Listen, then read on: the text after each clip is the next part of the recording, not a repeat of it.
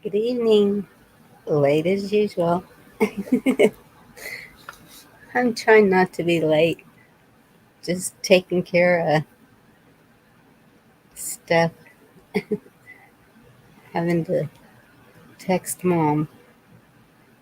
It's easier to talk text without other ears, if that makes any sense.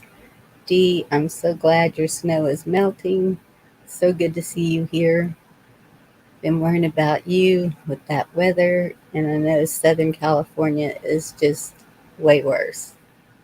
At least you're up on a hill. Patrick, Echo, Frank, all for his kingdom, sister in Christ. It's so good to see all of y'all. Absolutely. Praise the Lord. We're here for another day. Mr. Boswell.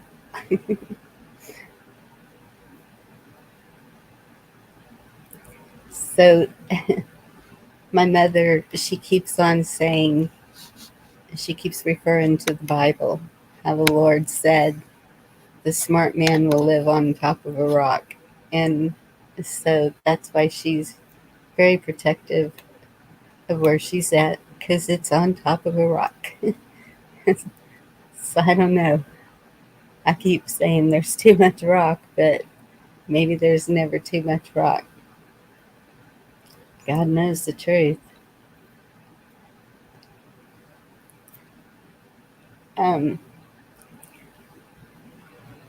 so there's been some discussions and there's been some things that make me think, and I appreciate y'all for doing that because it I love seeing all the different views, and it helps me to get a different perspective of things. Because just because I think it doesn't mean it's right, that's for sure. And so it helps to have an open mind.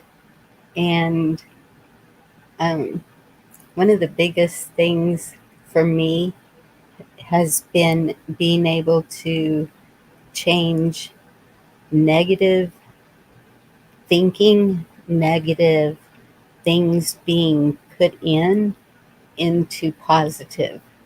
And if y'all are even slightly watching the news, you see what I'm talking about. So, um, there's a video that I've been wanting to play for y'all for quite a while. It's 30 minutes. Please stay and watch it. It has a very good message. It's, um, I keep saying the mind first. We have to take care of the mind first. We don't know what's going to happen here. Eddie, it's good to see you. It may be nothing, it may be something, but being prepared for the something is what we need to be doing. And the mind is first. You know, we can only do so much physically, kind of impossible to have enough food to last for a year. Yes, but if you have enough to last for a month or two, if things get bad, then make sure you have a way to keep getting that food.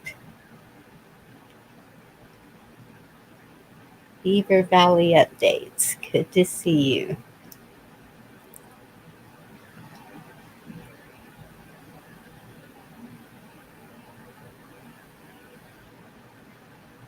Yeah, no, it's not a coincidence. We know that. Um,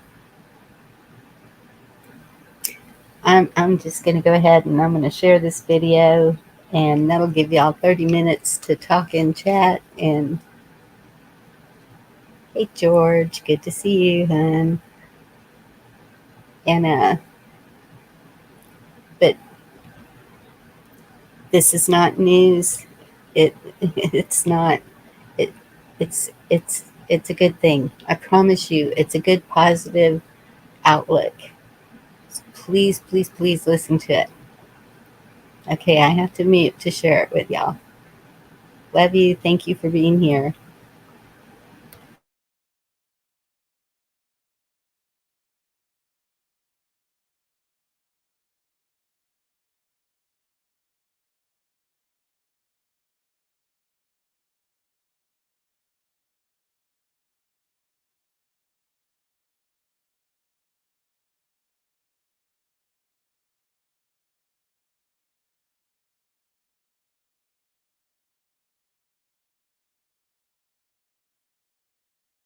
I'd like to tell you about the strangest secret in the world.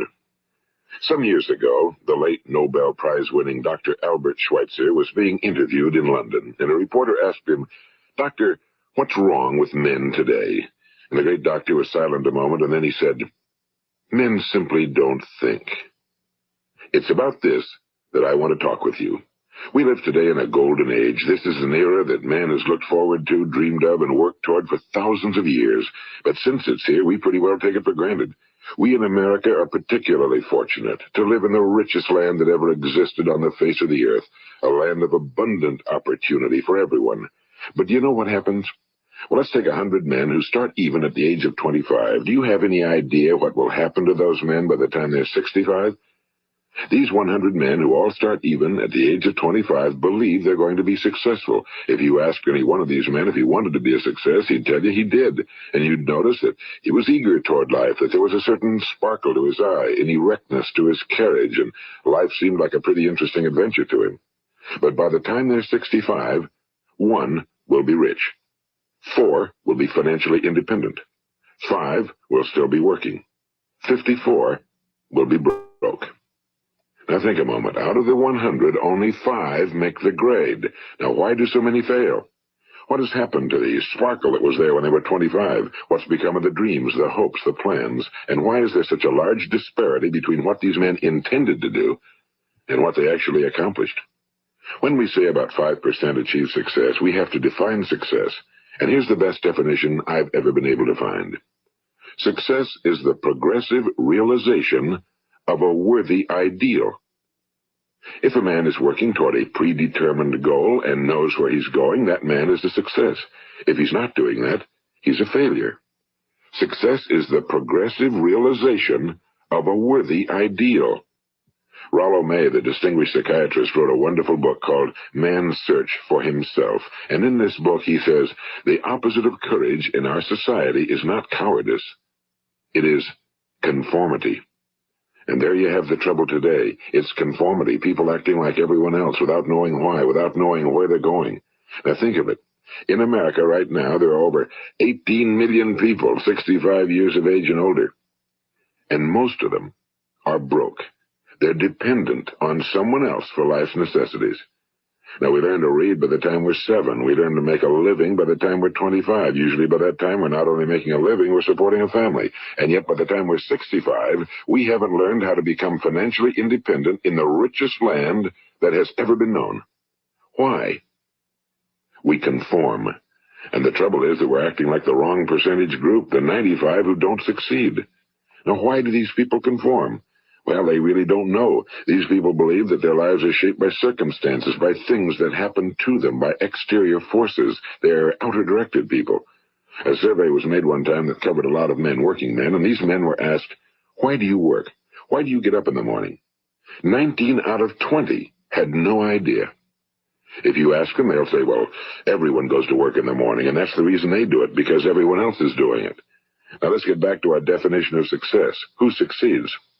The only person who succeeds is the person who is progressively realizing a worthy ideal. He's the person who says, I'm going to become this, and then begins to work toward that goal. I'll tell you who the successful people are. A success is the school teacher who's teaching school because that's what he or she wants to do. The success is the woman who's a wife and mother because she wanted to become a wife and mother and is doing a good job of it. The success is the man who runs the corner gas station because that was his dream. That's what he wanted to do. The success is the successful salesman who wants to become a top-notch salesman and grow and build with his organization. A success is anyone who is doing deliberately a predetermined job because that's what he decided to do deliberately. But only 1 out of 20 does that. That's why today there isn't really any competition unless we make it for ourselves. Instead of competing, all we have to do is create. You know, for 20 years, I looked for the key which would determine what would happen to a human being. Was there a key I wanted to know which would make the future a promise that we could foretell to a large extent? Was there a key that would guarantee a person's becoming successful if he only knew about it and knew how to use it? Well, there is such a key, and I've found it. Have you ever wondered why so many men work so hard and honestly without ever achieving anything in particular, and others don't seem to work hard and yet seem to get everything? They seem to have the magic touch. You've heard them say that about someone. Everything he touches turns to gold. And have you ever noticed that a man who becomes successful tends to continue to become successful? And on the other hand, have you noticed how a man who's a failure tends to continue to fail? Well, it's because of goals. Some of us have goals, some don't. People with goals succeed because they know where they're going. It's that simple. Think of a ship leaving a harbor, and think of it with the complete voyage mapped out and planned. The captain and crew know exactly where it's going and how long it'll take. It has a definite goal.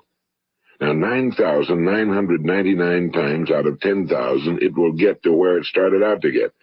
Now, let's take another ship, just like the first, only let's not put a crew on it or a captain at the helm. Let's give it no aiming point, no goal, no destination. We just start the engines and let it go. I think you'll agree with me that if it gets out of the harbor at all, it will either sink or wind up on some deserted beach, a derelict. It can't go anyplace because it has no destination and no guidance, and it's the same with a human being. Take the salesman, for example. There's no other person in the world today with the future of a good salesman. Selling is the world's highest paid profession, if we're good at it and if we know where we're going. Every company needs top-notch salesmen, and they reward those men. The sky's the limit for them. But how many can you find? Someone once said the human race is fixed, not to prevent the strong from winning, but to prevent the weak from losing. The American economy today can be likened to a convoy in time of war. The entire economy is slowed down to protect its weakest link, just as the convoy had to go at the speed that would permit its slowest vessel to remain in formation.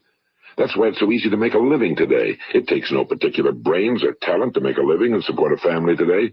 So we have a plateau of so-called security, if that's what a person's looking for. But we do have to decide how high above this plateau we want to aim. Now let's get back to the strangest secret in the world, the story that I wanted to tell you today. Why do men with goals succeed in life and men without them fail? Well, let me tell you something which, if you really understand it, will alter your life immediately. If you understand completely what I'm going to tell you from this moment on, your life will never be the same again. You will suddenly find that good luck just seems to be attracted to you. The things you want just seem to fall in line, and from now on you won't have the problems, the worries, the gnawing lump of anxiety that perhaps you've experienced before. Doubt, fear, well, they'll be things of the past. Here's the key to success and the key to failure. We become what we think about. Now let me say that again. We become what we think about. Throughout all history, the great wise men and teachers, philosophers and prophets have disagreed with one another on many different things. It's only on this one point that they are in complete and unanimous agreement. Listen to what Marcus Aurelius, the great Roman emperor, said. A man's life is what his thoughts make of it. Disraeli said this. Everything comes if a man will only wait. I've brought myself by long meditation to the conviction that a human being with a settled purpose must accomplish it, and that nothing can resist a will that will stake even existence for its fulfillment. Ralph Waldo Emerson said this, a man is what he thinks about all day long. William James said, the greatest discovery of my generation is that human beings can alter their lives by altering their attitudes of mind.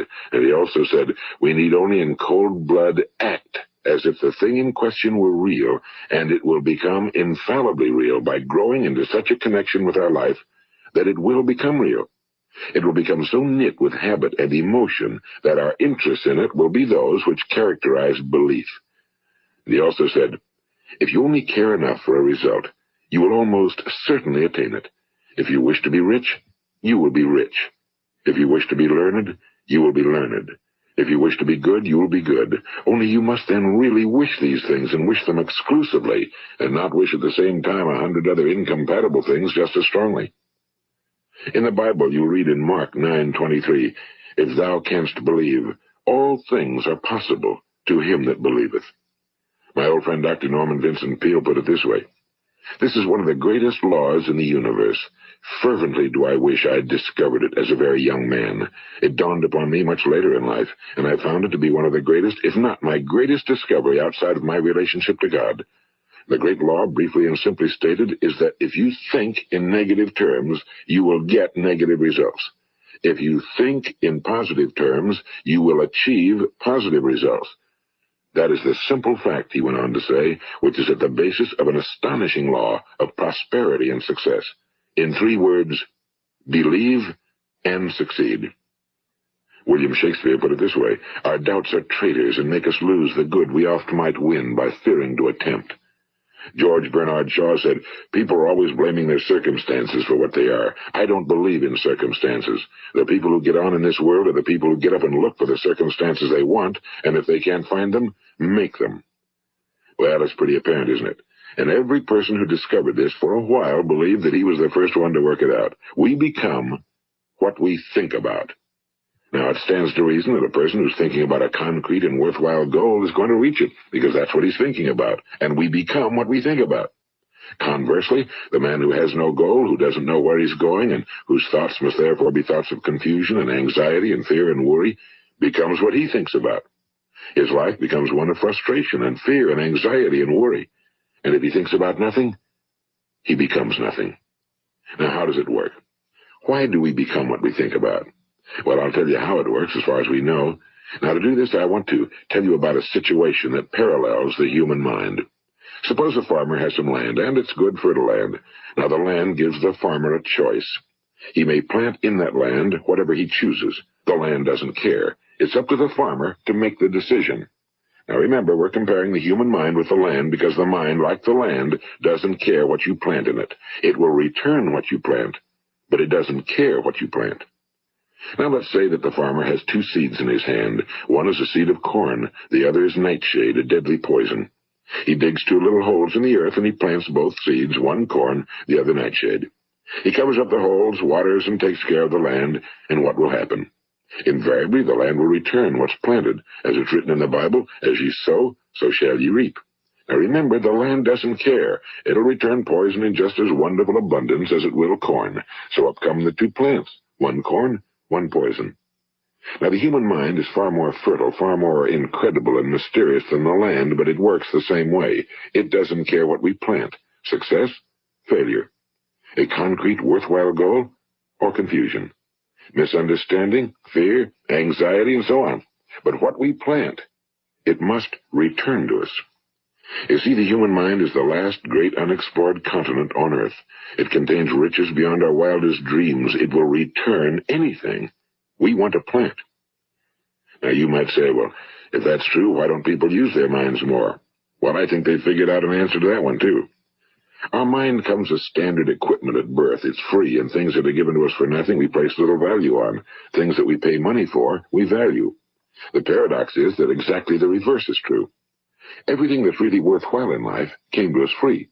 Our minds, our souls, our bodies, our hopes, our dreams, our ambitions, our intelligence, our love of family and children and friends and country, all these priceless possessions are free. But the things that cost us money are actually very cheap and can be replaced at any time. A good man can be completely wiped out and make another fortune. He can do that several times. Even if our home burns down, we can rebuild it. But the things we got for nothing, we can never replace.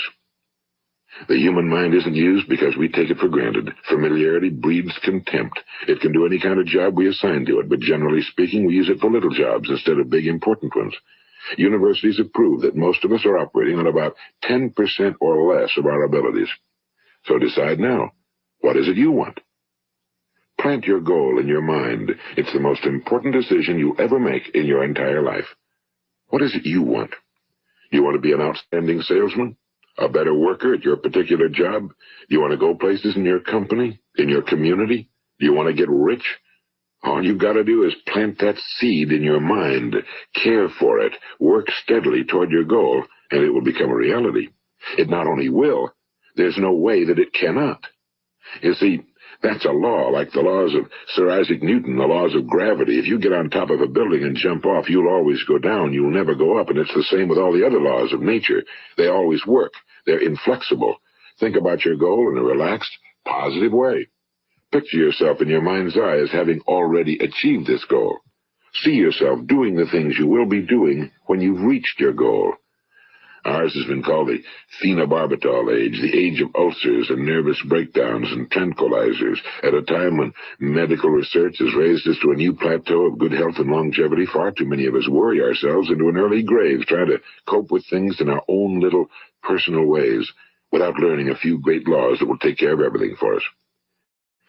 These things we bring on ourselves through our habitual way of thinking. Every one of us is the sum total of his own thoughts. He is where he is because that's exactly where he really wants to be, whether he'll admit that or not. Each of us must live off the fruit of his thoughts in the future, because what you think today and tomorrow, next month and next year, will mold your life and determine your future. You're guided by your mind. I remember one time I was driving through eastern Arizona, and I saw one of those giant earth-moving machines roaring along the road at about 35 miles an hour with what looked like 30 tons of dirt in it. A tremendous, incredible machine, and there was a little man perched way up on top with the wheel in his hands guiding it. And as I drove along, I was struck by the similarity of that machine to the human mind. Just suppose you're sitting at the controls of such a vast source of energy. Are you going to sit back and fold your arms and let it run itself into a ditch? Or are you going to keep both hands firmly on the wheel and control and direct this power to a specific, worthwhile purpose? It's up to you. You're in the driver's seat. You see, the very law that gives us success is a two-edged sword. We must control our thinking. The same rule that can lead a man to a life of success, wealth, happiness, and all the things he ever dreamed of for himself and his family. That very same law can lead him into the gutter. It's all in how he uses it, for good or for bad. This is the strangest secret in the world. Now, why do I say it's strange, and why do I call it a secret? Actually, it isn't a secret at all. It was first promulgated by some of the earliest wise men, and it appears again and again throughout the Bible, but very few people have learned it, understand it. That's why it's strange, and why for some equally strange reason it virtually remains a secret. I believe that you could go out and walk down the main street of your town and ask one man after another what the secret of success is, and you probably wouldn't run into one man in a month who could tell you. Now, this information is enormously valuable to us if we really understand it and apply it. It's valuable to us not only for our own lives, but the lives of those around us, our families, employees, associates, and friends. Life should be an exciting adventure. It should never be a bore. A man should live fully, be alive. He should be glad to get out of bed in the morning. He should be doing a job he likes to do because he does it well. One time I heard Grove Patterson, the great late editor-in-chief of the Toledo Daily Blade, make a speech, and as he concluded his speech, he said something I've never forgotten. He said, "My years in the newspaper business have convinced me of several things. Among them, that people are basically good, and that we came from someplace, and we're going someplace. So we should make our time here an exciting adventure. The architect of the universe didn't build a stairway leading nowhere." And the greatest teacher of all, the carpenter from the plains of Galilee, gave us the secret time and time again. As ye believe, so shall it be done unto you. I've explained the strangest secret in the world and how it works. Now, on this side, I want to explain how you can prove to yourself the enormous returns possible in your own life by putting this secret to a practical test. I want you to make a test that will last 30 days. It isn't going to be easy, but if you'll give it a good try, it will completely change your life for the better. Now, back in the 17th century, Sir Isaac Newton, the English mathematician and natural philosopher, gave us some natural laws of physics which apply as much to human beings as they do to the movement of bodies in the universe. And one of these laws is that for every action, there is an equal and opposite reaction. Simply stated, as it applies to you and me, it means we can achieve nothing without paying the price. The results of your 30-day experiment will be in direct proportion to the effort you put forth.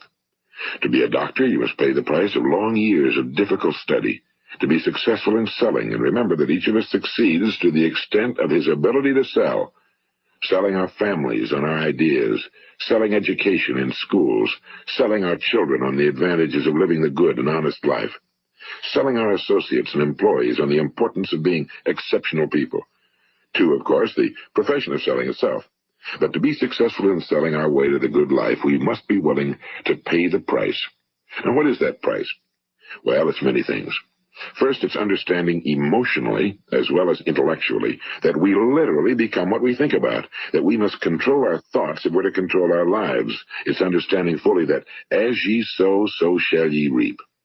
Second, it's cutting away all fetters from the mind and permitting it to soar as it was divinely designed to do.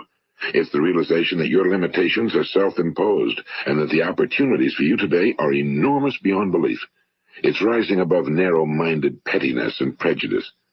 And third, it's using all your courage to force yourself to think positively on your own problem, to set a definite and clearly defined goal for yourself, to let your marvelous mind think about your goal from all possible angles, to let your imagination speculate freely upon many different possible solutions, to refuse to believe that there are any circumstances sufficiently strong to defeat you in the accomplishment of your purpose, to act promptly and decisively when your course is clear, and to keep constantly aware of the fact that you are, at this moment, standing in the middle of your own acres of diamonds, as Russell Conwell used to point out. And fourth, save at least 10% of every dollar you earn. It's also remembering that no matter what your present job, it has enormous possibilities if you're willing to pay the price. Now let's just go over the important points in the price each of us must pay to achieve the wonderful life that can be ours. It is, of course, worth any price. 1. You will become what you think about. 2. Remember the word imagination and let your mind begin to soar. 3. Courage. Concentrate on your goal every day. 4. Save 10% of what you earn. And 5. Action. Ideas are worthless unless we act on them. Now, I'll try to outline the 30-day test I want you to make. Keep in mind that you have nothing to lose by making this test and everything you could possibly want to gain. There are 2 things that may be said of everyone. Each of us wants something, and each of us is afraid of something. I want you to write on a card what it is you want more than anything else. It may be more money. Perhaps you'd like to double your income or make a specific amount of money. It may be a beautiful home. It may be success at your job. It may be a particular position in life. It could be a more harmonious family. Each of us wants something. Now write down on your card specifically what it is you want. Make sure it's a single goal and clearly defined. You needn't show it to anyone, but carry it with you so that you can look at it several times a day. Think about it in a cheerful, relaxed, positive way each morning when you get up. And immediately you have something to work for, something to get out of bed for, something to live for. Look at it every chance you get during the day and just before going to bed at night. And as you look at it, remember that you must become what you think about, and since you're thinking about your goal, you realize that soon it will be yours. In fact, it's yours really the moment you write it down and begin to think about it. Look at the abundance all around you as you go about your daily business. You have as much right to this abundance as any other living creature. It's yours for the asking. Now we come to the difficult part. Difficult because it means the formation of what is probably a brand new habit, and new habits are not easily formed. Once formed, however, it will follow you for the rest of your life. Stop thinking about what it is you fear. Each time a fearful or negative thought comes into your consciousness, replace it with a mental picture of your positive and worthwhile goal. And there will come times when you'll feel like giving up. It's easier for a human being to think negatively than positively. That's why only 5% are successful. You must begin now to place yourself in that group. For 30 days, you must take control of your mind. It will think about only what you permit it to think about. Each day for this 30-day test, do more than you have to do. In addition to maintaining a cheerful, positive outlook, give of yourself more than you've ever done before.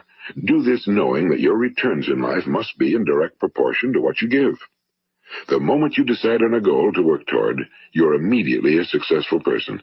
You are then in that rare and successful category of people who know where they're going. Out of every 100 people, you belong to the top 5. Don't concern yourself too much with how you're going to achieve your goal. Leave that completely to a power greater than yourself. All you have to do is know where you're going. The answers will come to you of their own accord and at the right time. Remember these words from the Sermon on the Mount, and remember them well. Keep them constantly before you this month of your test. Ask, and it shall be given you. Seek, and ye shall find. Knock, and it shall be opened unto you. For every one that asketh receiveth, and he that seeketh findeth, and to him that knocketh it shall be opened. It's as marvelous and as simple as that. In fact, it's so simple that in our seemingly complicated world, it's difficult for an adult to understand that all he needs is a purpose and faith. For 30 days, do your very best. If you're a salesman, go at it as you've never done before, not in a hectic fashion, but with the calm, cheerful assurance that time well spent will give you the abundance in return you deserve and want. If you're a homemaker, devote your 30-day test to completely giving of yourself without thinking about receiving anything in return, and you'll be amazed at the difference it makes in your life. No matter what your job, do it as you've never done it before for 30 days. And if you've kept your goal before you every day, you'll wonder and marvel at this new life you found. Dorothea Brand, the outstanding editor and writer, discovered it for herself and tells about it in her fine book, Wake Up and Live. Her entire philosophy is reduced to the words, act as though it were impossible to fail. She made her own test with sincerity and faith, and her entire life was changed to one of overwhelming success. Now, you make your test for 30 full days. Don't start your test until you've made up your mind to stick with it. You see, by being persistent, you're demonstrating faith. Persistence is simply another word for faith. If you didn't have faith, you'd never persist. If you should fail during your first 30 days, by that I mean suddenly find yourself overwhelmed by negative thoughts, you've got to start over again from that point and go 30 more days. Gradually, your new habit will form until you find yourself one of that wonderful minority to whom virtually nothing is impossible. And don't forget the card. It's vitally important as you begin this new way of living. On one side of the card, write your goal, whatever it may be. On the other side, write the words we've quoted from the Sermon on the Mount. Ask, and it shall be given you. Seek, and ye shall find. Knock, and it shall be opened unto you. Nothing great was ever accomplished without inspiration. See that during these crucial first 30 days, your own inspiration is kept at a peak. And above all, don't worry. Worry brings fear, and fear is crippling. The only thing that can cause you to worry during your test is trying to do it all yourself. Know that all you have to do is hold your goal before you. Everything else will take care of itself. Remember also to keep calm and cheerful. Don't let petty things annoy you and get you off course. Now, since making this test is difficult, some will say, why should I bother? Well, look at the alternative. No one wants to be a failure. No one really wants to be a mediocre individual. No one wants a life constantly filled with worry and fear and frustration. Therefore, remember that you must reap that which you sow. If you sow negative thoughts, your life will be filled with negative things. If you sow positive thoughts, your life will be cheerful, successful, and positive. Now, gradually, you will have a tendency to forget what you've heard on this recording. Play it often. Keep reminding yourself of what you must do to form this new habit. Gather your whole family around at regular intervals and listen to what's been said here. You know, most men will tell you that they want to make money without understanding the law. The only people who make money work in a mint. The rest of us must earn money. This is what causes those who keep looking for something for nothing or a free ride to fail in life. The only way to earn money is by providing people with services or products which are needed and useful. We exchange our time and our product or service for the other man's money. Therefore, the law is that our financial return will be in direct proportion to our service. Now, success is not the result of making money. Making money is the result of success, and success is in direct proportion to our service. Most people have this law backwards. They believe that you're successful if you earn a lot of money.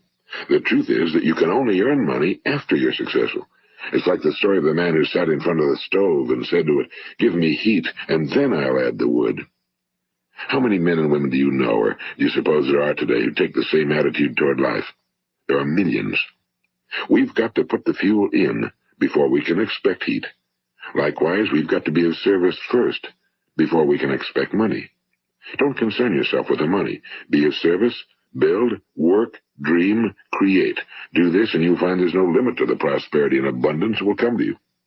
Prosperity, is founded upon a law of mutual exchange. Any person who contributes to prosperity must prosper in turn himself. Sometimes the return will not come from those you serve, but it must come to you from someplace, because that's the law. For every action, there is an equal and opposite reaction.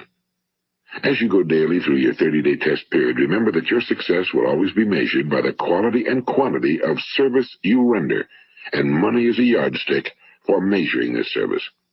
No man can get rich himself unless he enriches others. Now, there are no exceptions to a law. You can drive down any street in America and from your car estimate the service that's being rendered by the people living on that street. Had you ever thought of this yardstick before? It's interesting. Some, like ministers and priests and other devoted people, measure their returns in the realm of the spiritual, but again, their returns are equal to their service. Once this law is fully understood, any thinking person can tell his own fortune. If he wants more, he must be of more service to those from whom he receives his return. If he wants less, he has only to reduce his service. This is the price you must pay for what you want. If you believe you can enrich yourself by deluding others, You can end only by deluding yourself. It may take some time, but just as surely as you breathe, you'll get back what you put out.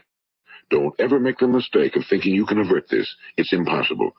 The prisons and the streets where the lonely walk are filled with people who tried to make new laws just for themselves. We may avoid the laws of man for a while, but there are greater laws that cannot be broken. An outstanding medical doctor recently pointed out 6 steps that will help you realize success. 1. Set yourself a definite goal. 2. Quit running yourself down. 3. Stop thinking of all the reasons why you cannot be successful and instead think of all the reasons why you can. 4. Trace your attitudes back through your childhood and try to discover where you first got the idea you couldn't be successful, if that's the way you've been thinking. 5. Change the image you have of yourself by writing out a description of the person you would like to be. And 6. Act the part of the successful person you have decided to become. The doctor who wrote those words is a noted West Coast psychiatrist, Dr. David Harold Fink. Do what the experts since the dawn of recorded history have told you must do. Pay the price by becoming the person you want to become. It's not nearly as difficult as living unsuccessfully. Make your 30-day test, then repeat it again, and each time it will become more a part of you until you'll wonder how you could ever have lived any other way.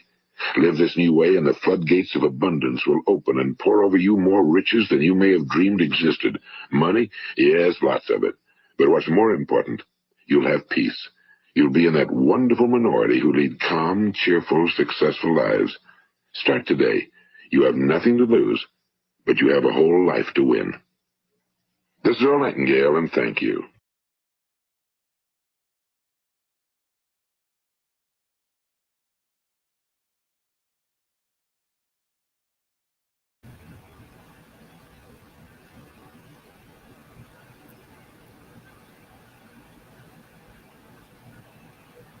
Sorry, I'm reading the chat.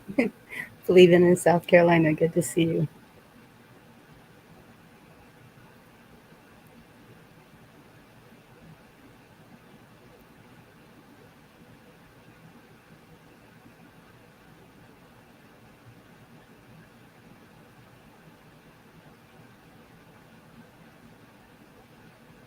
The cat.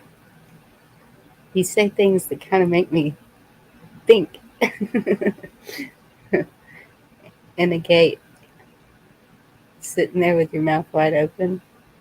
What? Is that what you meant?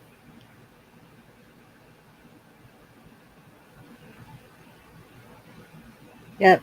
Um, that was actually shown to me months ago, like quite a while back.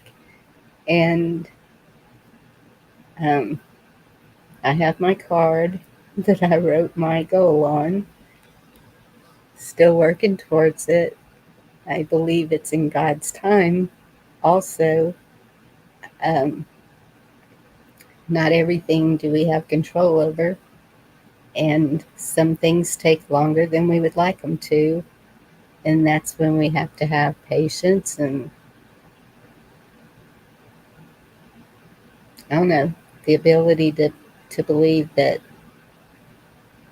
when it's time, it's going to happen.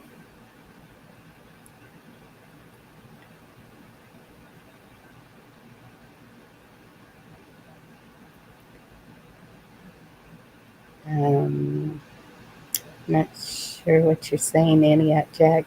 I'm going to drop the link. Seems that some of you may have want to have a discussion about that. I just thought it was a really positive message, and it's true. It it's kind of what we've been talking about all along. Manifestation of picturing what you want and it coming to fruition. Um, when he was saying that uh, even when you're talking to God, it depends on your service. Or I can't remember how he put it. I'm sorry, but when he said that, I immediately thought the service is prayer. That's when we pray and have faith. When you pray, if you're asking for something, then you're going to have faith that he's listening and it's going to happen. And when we pray for each other. I've seen people who have needed prayer. We prayed and things happened. I can tell you testimony after testimony of prayers being answered in my life. And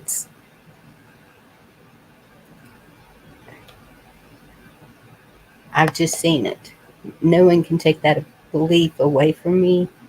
It's just the way it is. And I don't know what I just did, but that's not the link.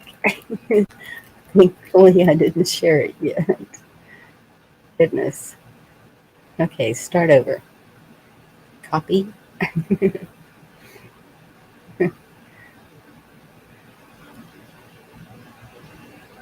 Hi, Regina.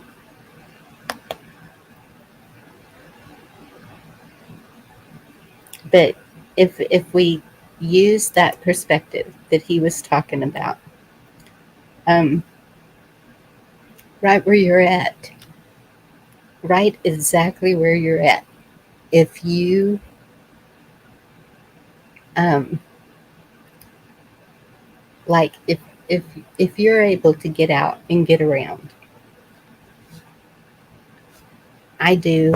Y'all, I went to a farmer's market yesterday and saw friends, got hugs. It was so amazing. They had live music. It was it was just it was awesome.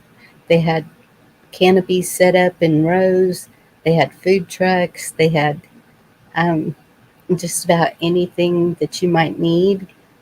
The jellies, the fresh eggs, homemade breads, all kinds of stuff, and handmade items. People are making things handmade to sell, to get by, to buy their feed, to get whatever they need to get. But if you could, right where you're at, you're gonna if you can get out and get around people, you are gonna find good people. I don't think all people are bad. I know that there are good ones out there. Hi, Chuck.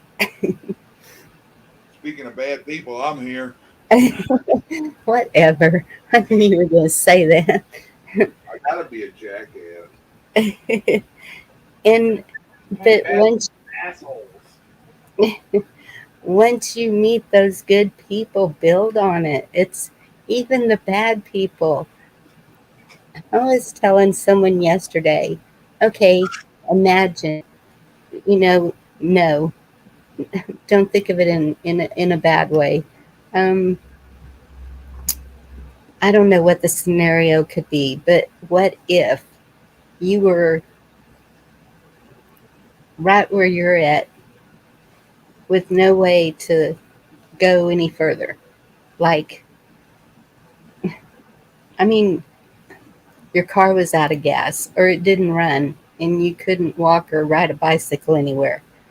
Just if you imagine that, and then do you want to sit there secluded in your home and till you run out of everything and just say, I'm done? Or do you want to try to get to know other people where maybe y'all could work together and build something that will sustain all? That's what a community does. That's the community that we have been talking about that we need to create, is where we're at. No one can afford to just pack up everything they own and go to some place they don't even know. The people up north, they're used to the cold, they're used to the snow, they're used to, oh my goodness, the people in the south are more used to the heat. We're not used to snow, we're not used to cold. So to expect us to live in a northern state just like that would be um, expecting a whole lot. And the same with expecting someone from the north to come and try and live in Texas would be expecting a whole lot. You Got a little can't advice have, for everybody, Bonnie. I'm sorry. Got a little advice, everybody. You talk, bringing all that up. Everybody needs to get acclimated to not cranking the air conditioner up or not cranking the heat up unless they have to, because you can get to a point where comfort and survivability temperatures a different thing. Well, and that's true too. I mean, if you, yeah, no, shift kicker.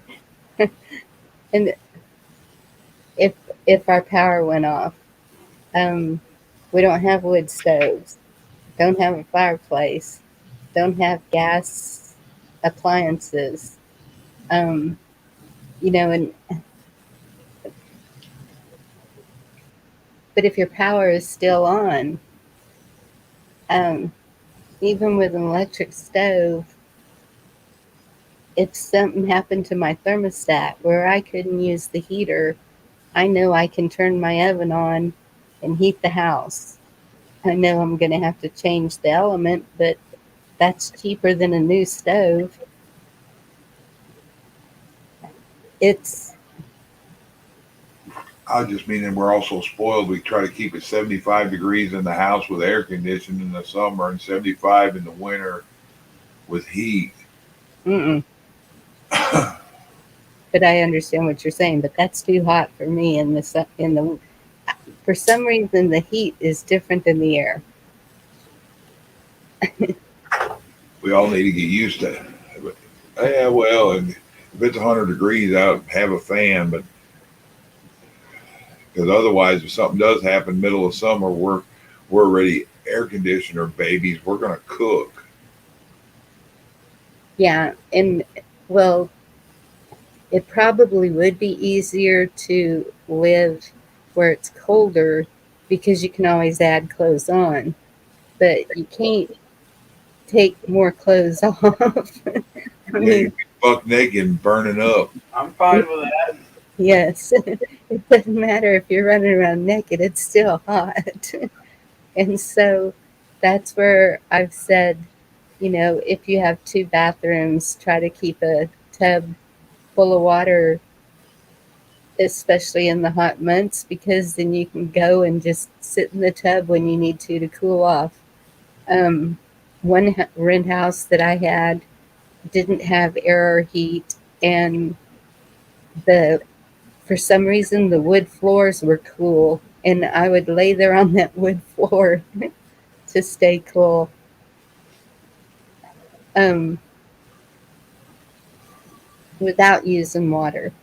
We only had one restroom there, so it was kind of hard to keep a bathtub full of water. But um, and they make those pop-up tents now. That don't they hold like 5 gallons of water in a bag? What is it? Those pop-up tent. Not it's not a tent. It's like a pop-up shower, I guess. And Yes, it's I got can use 5 gallon bladder or 5 gallon. Some I've seen people make them out of 5 gallon buckets. yeah, and just have that hanging outside in case. If it's just to cool off, just I think I'd rather use a bladder since it's sealed, but as long as it's sealed and nothing's getting in it, just to pour over you once in a while. We have those neck things that you put on, you wet it and put it on around your neck. Bandanas, that's why bandanas are big in Texas. It holds the sweat off of your out of your eyes, and also it can be used around your neck to cool you off. Um, I don't know. There's a lot of things you can do to get used to whatever the yeah humidity is awful. But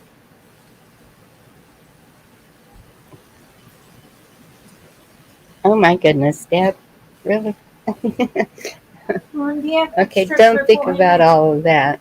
But Do you have extra triple in it?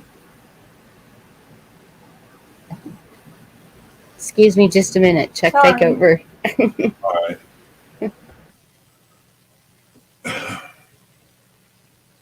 you know, I just mean you got to get acclimated. Cause hell, even with this bank stuff going on, who knows what bank and what utility companies are going to be paid by the bank or paid employees by the bank or handle the money when we make our payments or what have you. Any of this can stem and it'd be just a chain reaction of stupidity because it can. And what's going to make it worse is a lot of people, which I don't blame them, we're going to do the same thing, but people flocking to pull money out when banks start going under. That's just going to domino affect it and make it worse. Yeah, maybe. I don't know. I'm going to the bank Monday.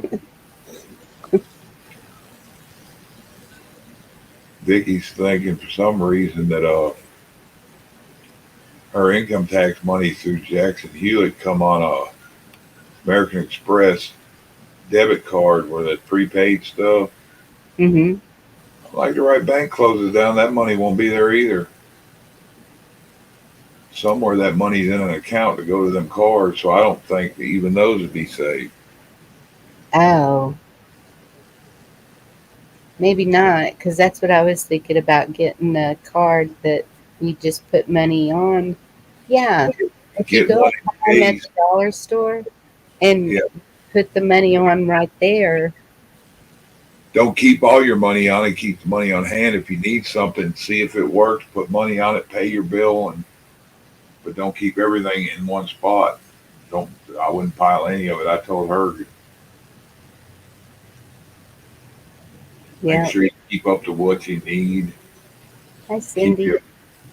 your milk at least a week ahead. That way it won't spoil on you. But if something comes down with the stores don't have working registers or whatever, places will probably go once the computer's down. Sooner or later, they'll go to calculators and having drawers out. But See, and that's what the big people, I think, are the ones that are going to be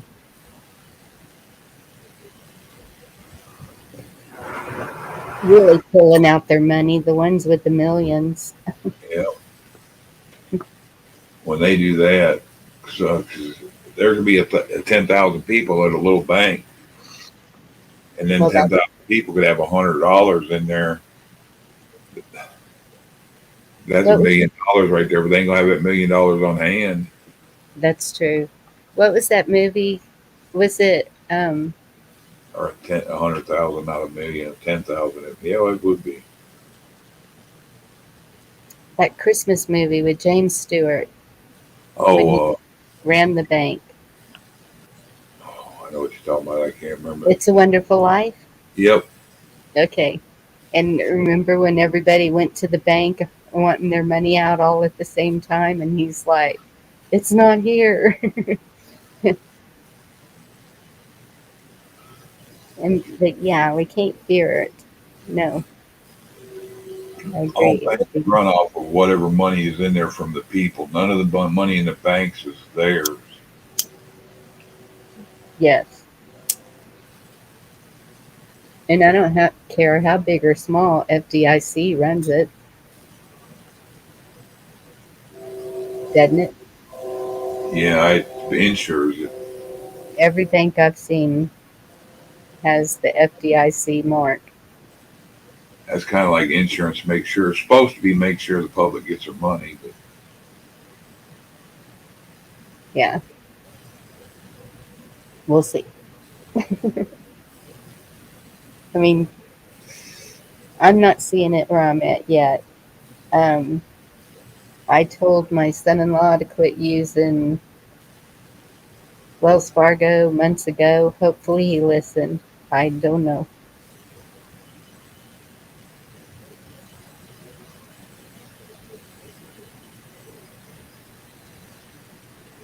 Hey, rabbits.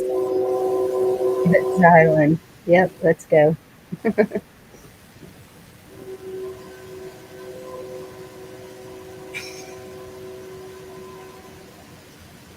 The FDIC is going to get the money from other banks.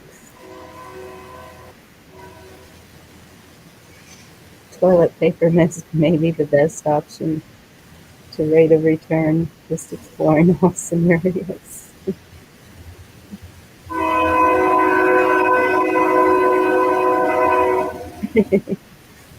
There's your train. Yeah,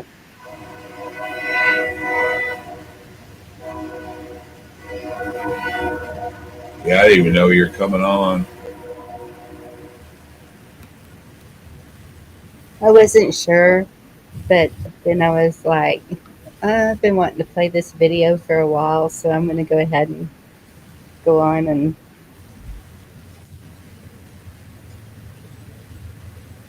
see what happens.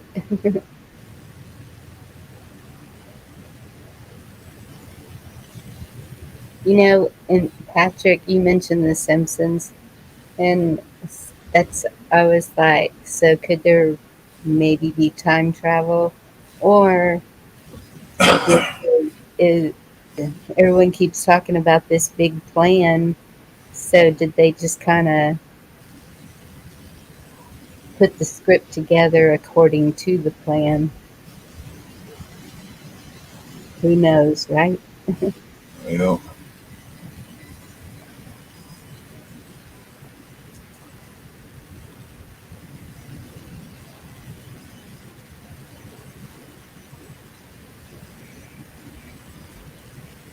hey everybody, hey Ragnar. Only has a Julie hit gal, 30% of deposits. I care.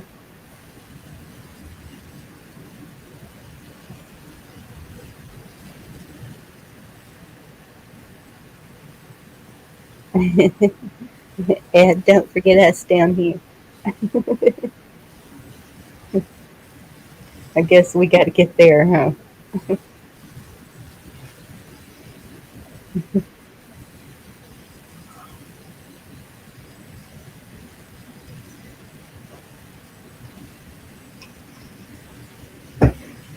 Yes, people are going to panic.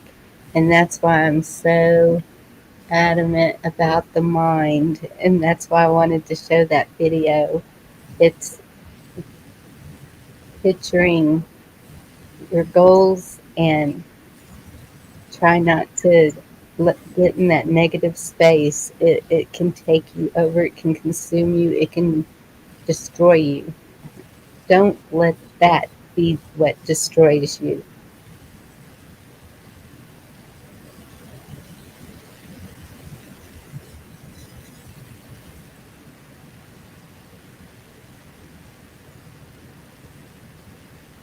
Ghost monsters and aliens, though. Hey, Ralph, what ghost monster and aliens? I was reading what Rabbit put out.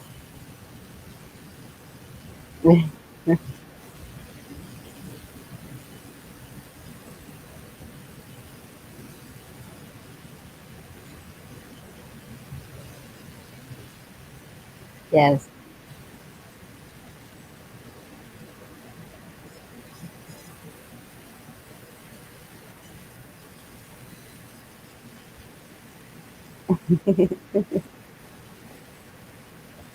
At this point, I think I can handle ghosts and monsters. I'm not afraid. George, I think I saw you a while ago, George. Yeah. Ralph, did I see you? Okay. 10,000 for the glow in the dark island or the other one? Nuclear waste. Okay, we don't want to go where there's nuclear waste.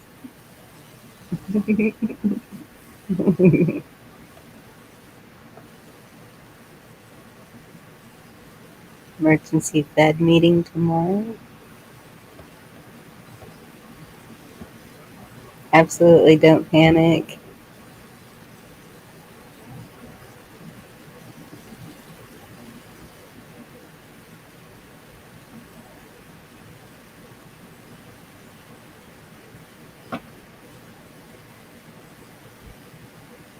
Yeah, Mr. Boswell, that's what I'm talking about. If it starts at one place, panic will start. Other banks associated with this stuff will get frozen, or there'll be money grabs.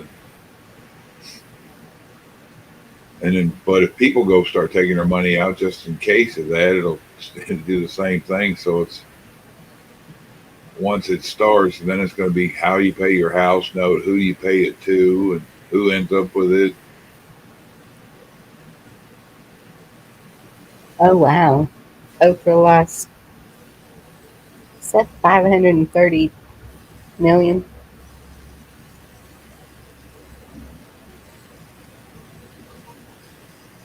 Ugh. Oh, I thought I was going to say she lost all them diet plans she was on that failed.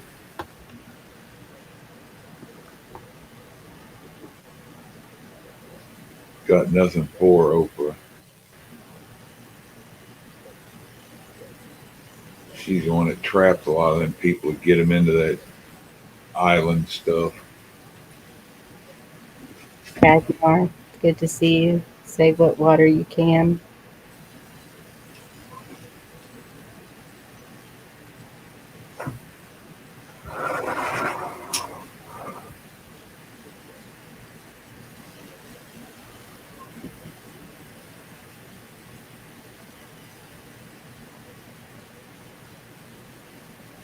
Yeah, we don't know what is going to happen, and we don't know if it's going to happen tomorrow.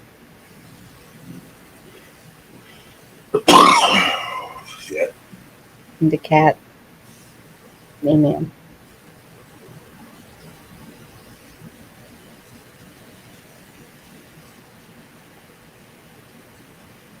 Yep, repenting,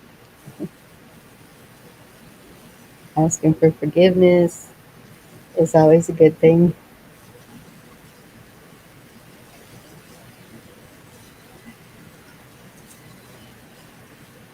But absolutely don't panic. Find your peace.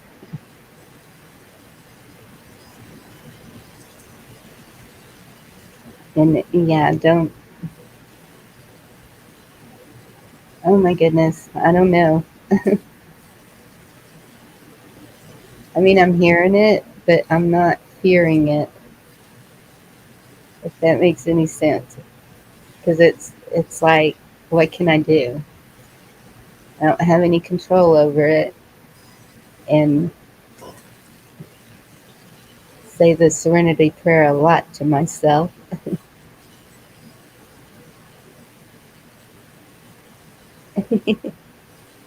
Slow the boat.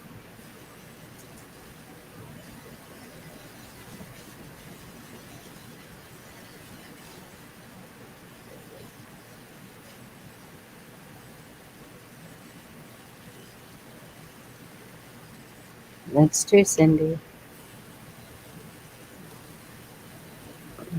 What if? What if this turned out to be a good thing?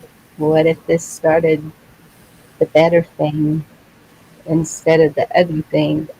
And y'all, do not comply.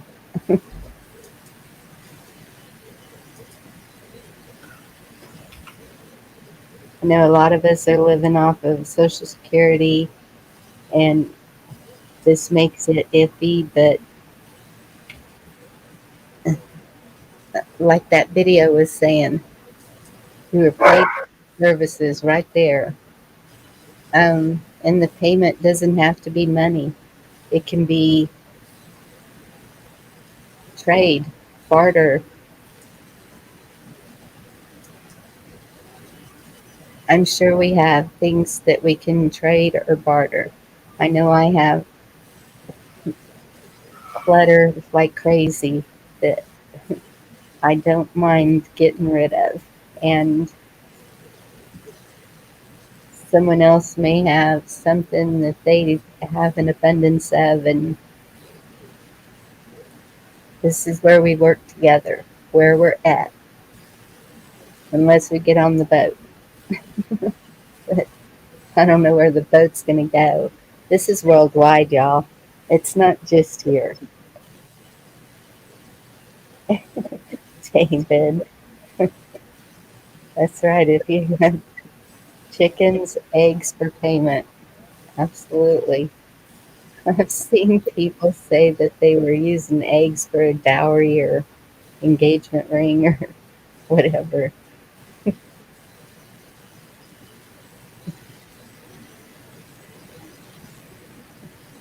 David, is that a good profit for you? Everyone needs a handyman. So if you're a handyman, if they'll cook you a meal or two, however long you're there, you know, it can be something as simple as that. We got to quit thinking that our services are worth so much an hour or something like that. It's just accepting whatever they have. Remember the doctors that used to take a chicken for payment or let them wait a week and then get their chicken or however it worked out. We can make this work. We are strong. We are the ones that have made it through all this other ding dong stuff they've thrown at us. We can make it through this.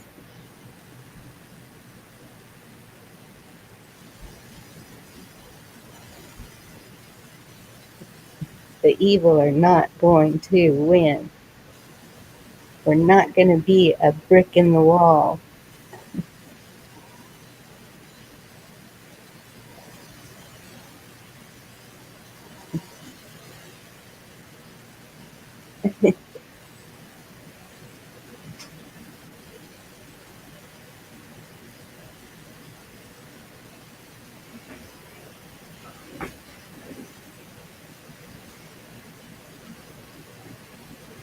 Who said that? Care. I can't remember where you are, Care. But that's another thing about going into all these channels is see who's in your area, see who's in your state, see how far away they would be. People are going to be more willing to help in a bad situation. Oh, I know several people in Florida, and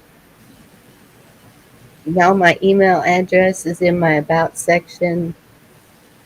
Um, if there is anyone that I can hook y'all up with, just let me know. Because I mean, if you're in a place where you're really worried and you want to know of people, let me know. Because I would be more than happy to do that. I'll share contacts if I have them.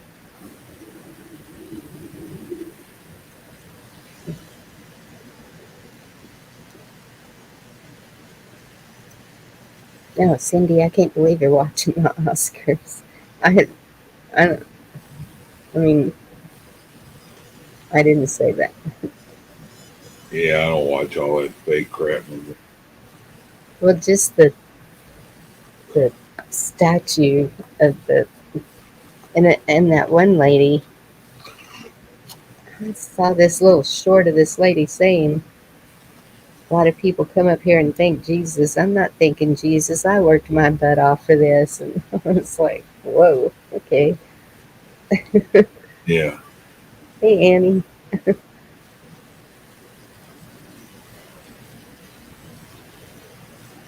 And David, mine's a small local bank too, but I still see FDIC.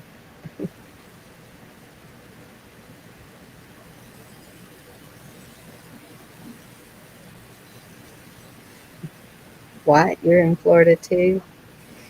There you go.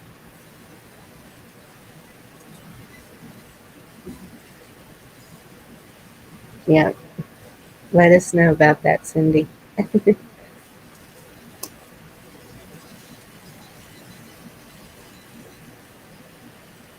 There's a lot of hypocrisy going on, I've noticed.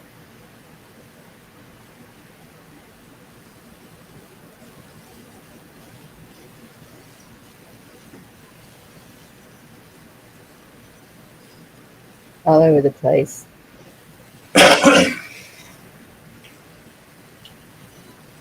See, somebody else cranked one up and they're talking about a bank run eve tonight. So that's going to get everybody stirred up too. Somebody else cranked one up. What? And You've got a live going and their title's Bank Run Eve. oh my goodness. Yeah, please don't fall for all the clickbait to the don't. It concerns me, but it concerns me what's happening, but which is going to be worse. Well, and look what we've been concerned about the past 3 years. You know, They just keep throwing crap at us, and we just have to keep moving one step at a time. Keep moving forward, no matter what. Don't look back. Past is in the past, and we just have to keep trudging through, and we're gonna make this. We're still alive after racing all over the place and getting drunk and not being able to. tying diapers to our heads, What? tying diapers to our heads for 2 years. Well, some did. Oh, that. I was gonna say, what did you do? People wearing masks. Yeah, I got it.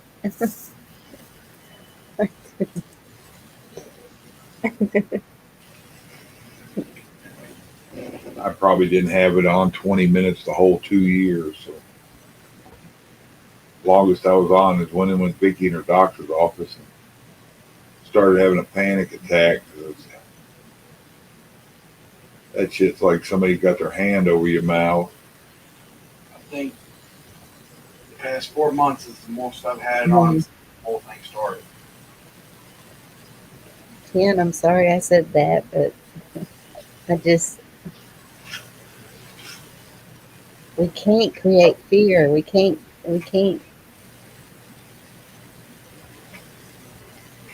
just cannot let it overrule us. We've got to keep our minds clear, focus on God and family. Pull your family in.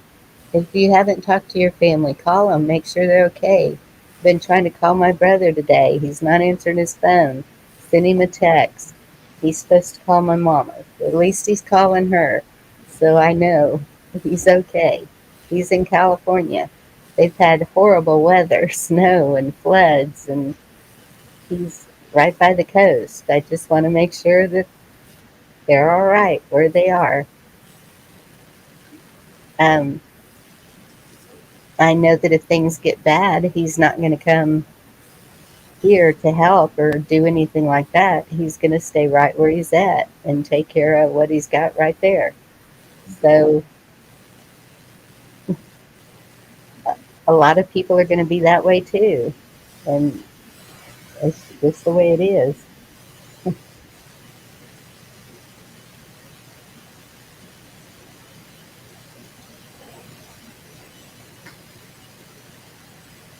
And it could be George.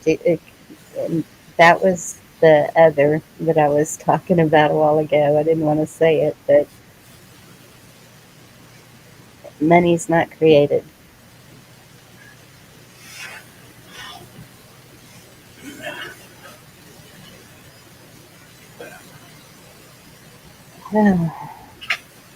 Yeah, they did stupid. Now, if they did release them, then they know all of it would really come out what happened and all the lawsuits and all the other shit. So Yeah. they're being committed to their fuck up. Excuse the way I put it.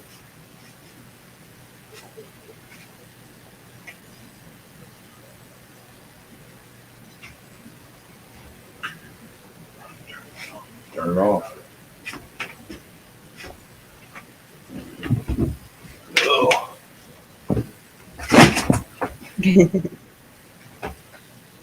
Yep, Cindy. I agree.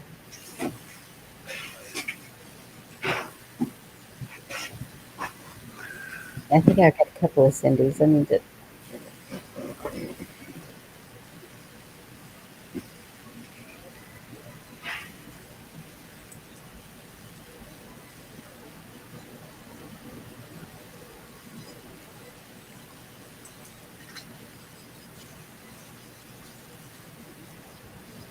So did y'all write something on your card? Did you write your goal on your card? Keep those goals. This doesn't stop our goals.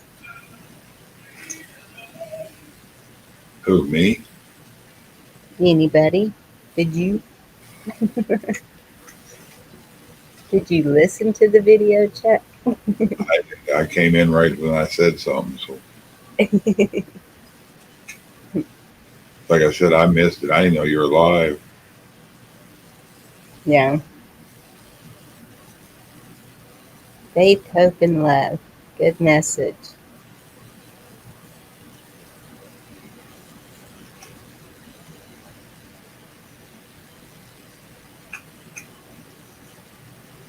Regina, even with God you can have anxiety. It's normal. That's that's what people need to understand too. It's normal to have anxiety, which is caused by fear, and so it's normal to have fear, but we just can't let it take us over. And that's what causes the anxiety is you're fighting that fear. Don't fight it. Feel it. Ask yourself, okay, what is my biggest fear right this minute? What is the danger to me right this minute? If it's not there, let it go.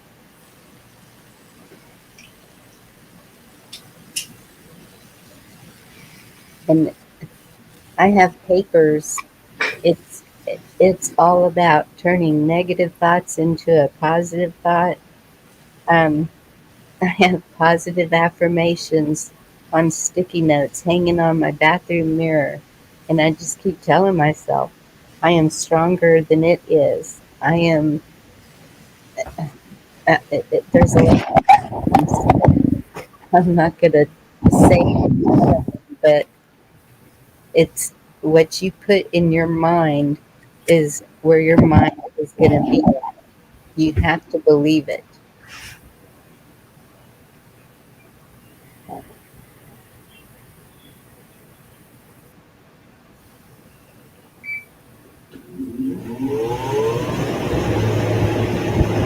Wow, that air conditioner picking that up, or the mic's picking up the air conditioner.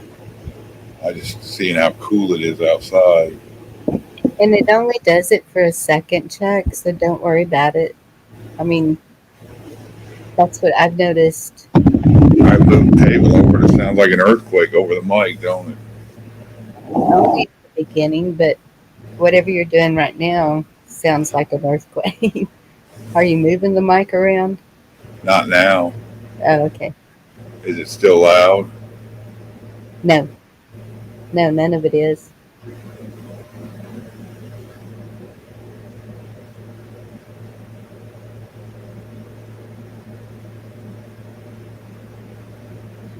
Oh, what? I'm glad that they blocked them.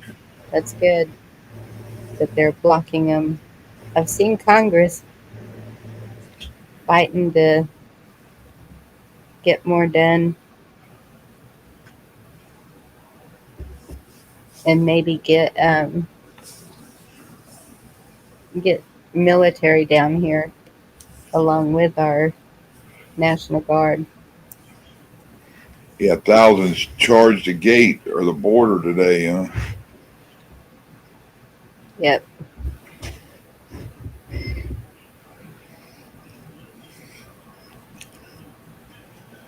Yeah. Y'all, you want to know? We, Uh, the border is like, well, it depends on where they're at. The checkpoint is 100 miles from me, and the river, the border towns, cities, whatever they are, that's 200 miles. But then they come in to a checkpoint, and it's a pretty good distance.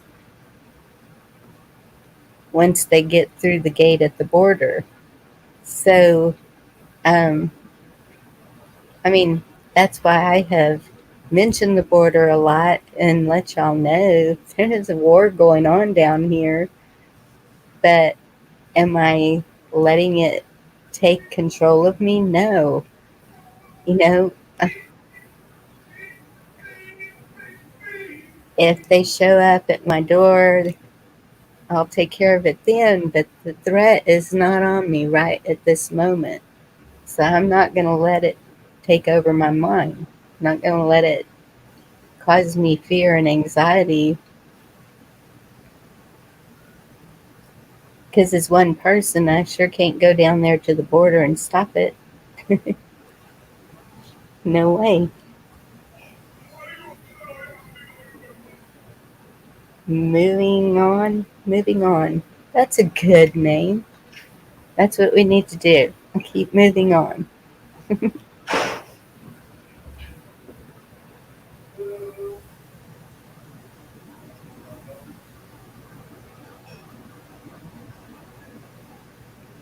All for his kingdom. I have those too. I have index cards that I carry with me, and they're right on the side of my wallet. And if I'm sitting somewhere, because a lot of times after having agoraphobia, and the the weird thing with that is um,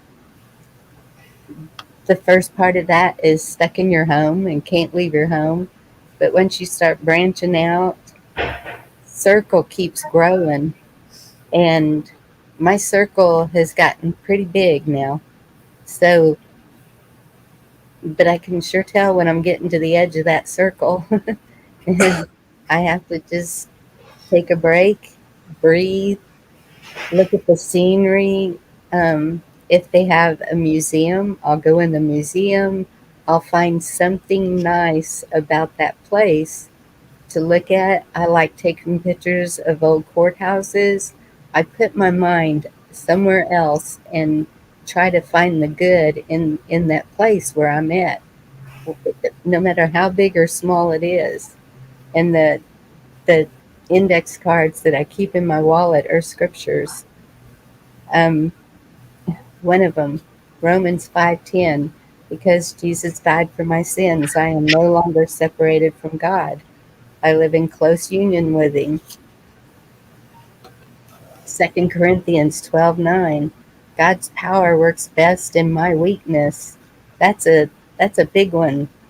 God's power works best in my weakness. Matthew 6:20, I follow Jesus no matter where he leads me. No matter where he leads me. Um, I tried to find the ones that were empowering, and those are the ones that I take with me. 1 Corinthians 1:17, the cross of Christ is my power.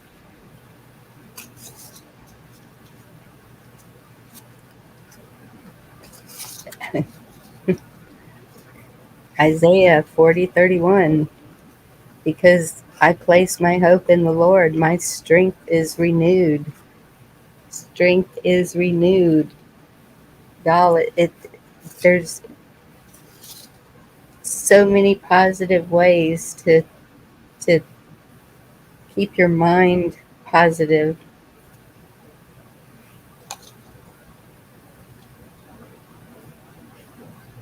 We gotta believe, we gotta have faith, and we gotta just keep going. How many times have I told y'all I wanted to quit? I thought about quitting having a channel, and there's that push, and keep going. Just keep going.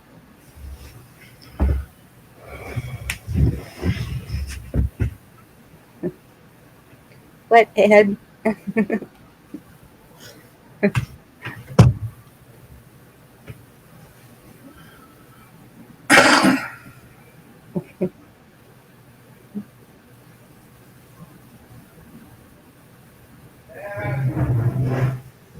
Thank you, rabbits.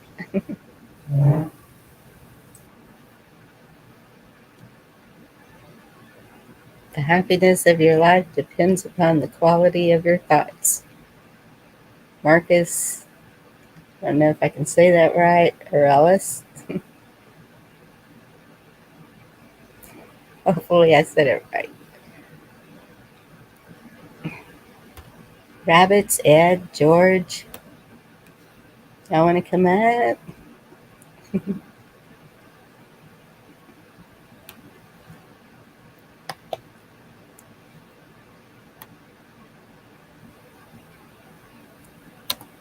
Or anybody else offer his kingdom? You're more than welcome to come up.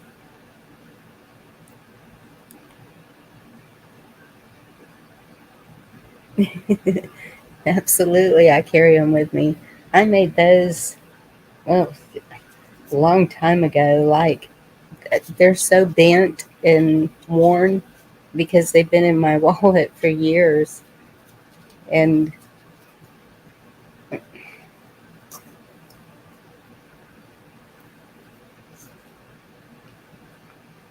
something stole your chips.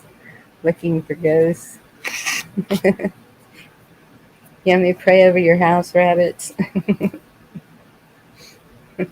Get rid of your ghosts.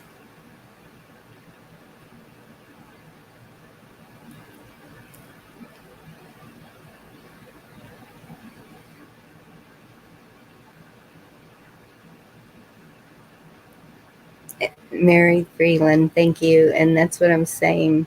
We we don't know that it's a bad thing, so we can't just sit and make it a bad thing. Think of it being a good thing. There's our positive thought. Think of this being a good thing to make it to where we're all on an even keel, even. What if everybody in America was at the same point? Can you imagine the panic with the elites if that happened? They would be the ones going crazy, losing their hidey places and all of that.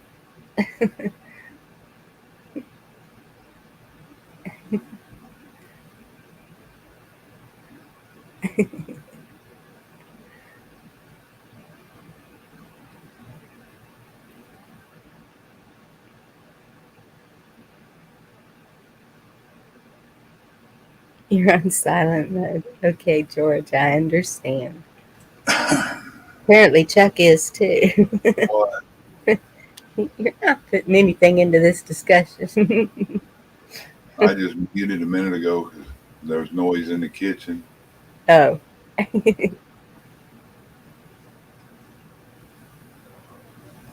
Yeah, I don't think it'd be no debt forgiveness if the banks do any of this stuff. But they mortgages and everything, somebody's going to come after their part. but that's what I'm saying. How many people don't have a mortgage? Even people who own the apartments around here, or the townhouses, or the rent houses, or whatever, they've got mortgages. So just imagine if everybody's in the same spot, every single person. They're not going to come and just pull you out of your house. They're all going to be worrying about the same stuff we're worrying about.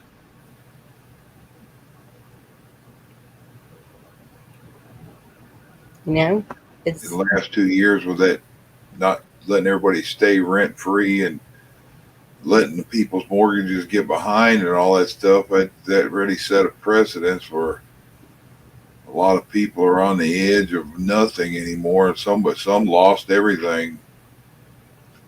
There's a lot of elderly that rented their houses out and lived somewhere smaller and were relying on that money to pay their where they're at the smaller place and end up losing both.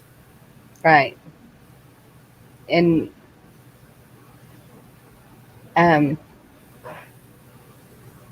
that's why I tried to have every.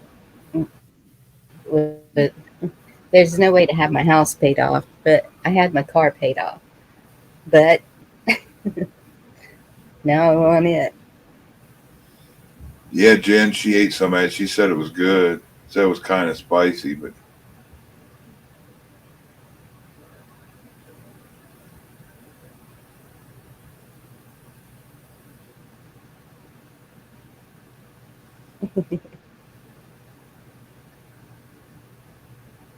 It's zero. Ed, you do not have zero credits. Well, I don't know. No, you can't. And what does a credit score matter anymore anyway? That's what my granddaughter, she has been diligently working to up her credit score, and she's got it up there pretty good. And I'm like, Yeah, here soon the credit score is going to be affected because the cart boy at the store, you didn't kiss his non-binary ring. well, I asked her, what difference is your credit score going to matter? Eventually, it's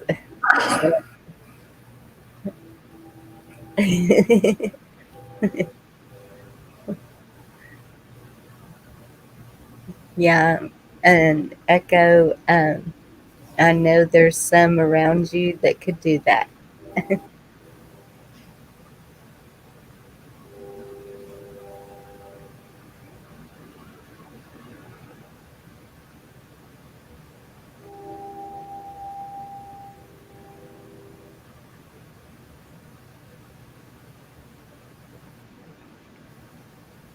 Yeah, zero with a line through it. No, that would be good, Cindy.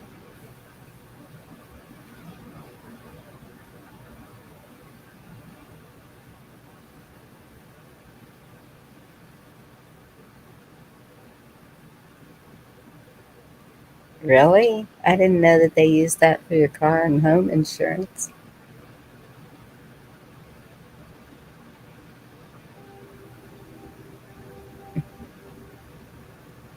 Well, George, they can want the new system, but that's where the do not comply comes in.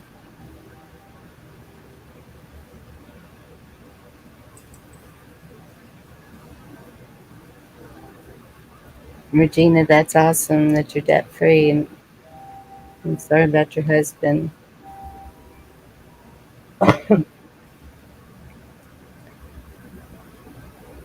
I mean, I'm willing to give up a lot.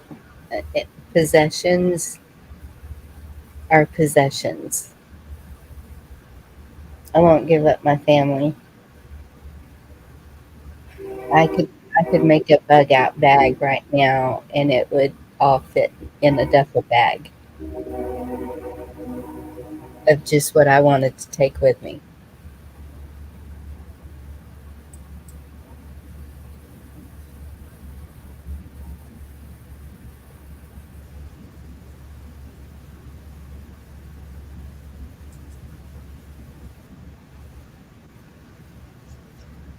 And as long as I had my family with me, I could walk away from all of it. Wouldn't bother me.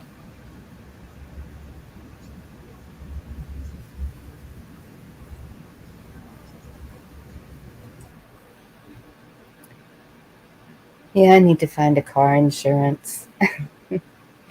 I forgot.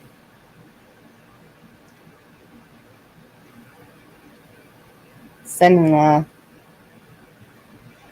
said he put me on his insurance and then just found out not anymore. But not anymore was quite a while back. So, oh, I'm driving by a little bit illegally all over the place right now. Driver's license, insurance. Hopefully, nobody local hears this. My sheriff, my police. I'm totally legal. Do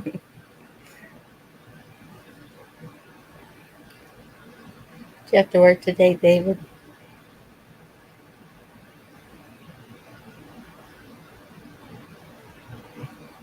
I absolutely did not know that. Well, I've been with the same auto insurance company for 40 years at least. And back then, they did not use your credit score, but they just changed things. And so we changed. And now I'm like, uh oh, just being lazy.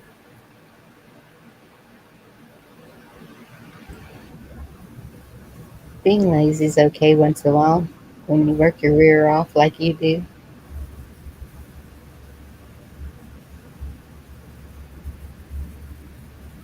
Yeah, all I did is cook something earlier and did a few other things around here today. Yeah, me too. What's Whale? That's, I guess it's a movie, but I never heard of that one. This new one that I guess the one he had to get big for or something, the one he cried about or cried in or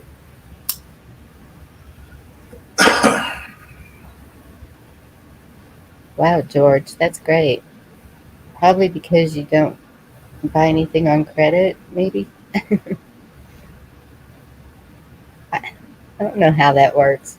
Because she was buying things on credit and paying them off early to get her credit score up. And a short 21 miles today. Goodness. Keep moving on, David.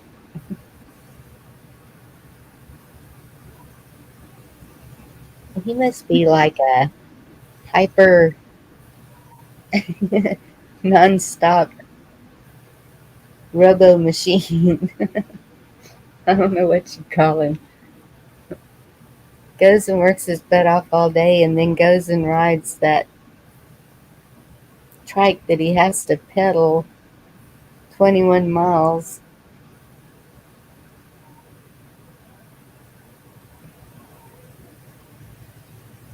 and then cook himself something to eat.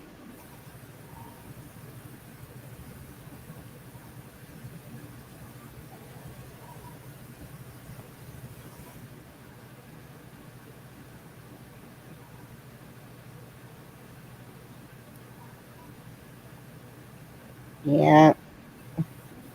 What do you mean no audio? Y'all can't hear me talking? I hear you.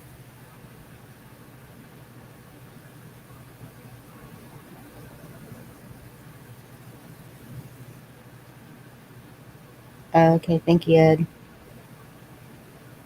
Cindy, maybe you need to go out and come back in, or, well, if she can't hear me, she can't hear me say that.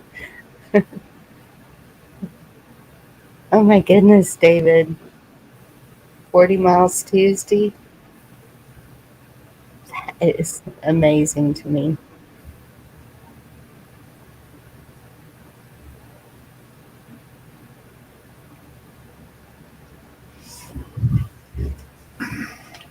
I want the muscle to do that. I rode 40 miles in the truck. There you go. I wish I could get out and do it. Yep, I do too. That would be fun. I did. Um, I've got seeds and I've got plants. I'm going to start the seeds and plant the plants and get some of that going now. I was telling Mama some of the things we need out there that we're going to get done pretty quick.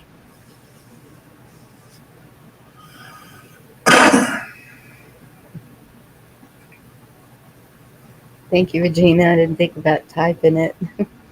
A little bitsy today.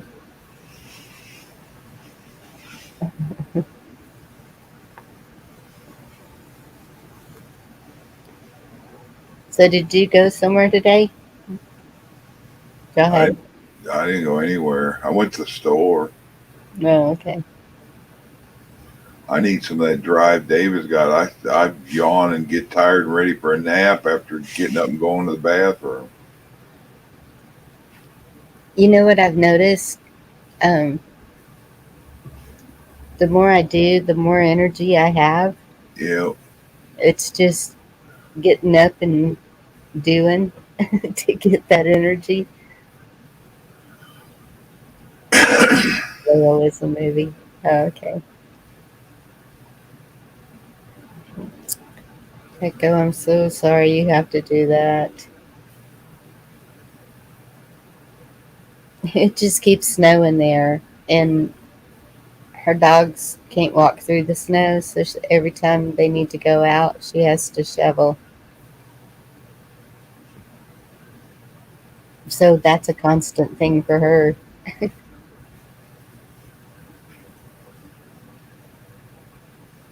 Hey, what are you doing today? Well, I just sitting around shoveling shit. Oh my goodness, David, I'm so sorry. Dang it.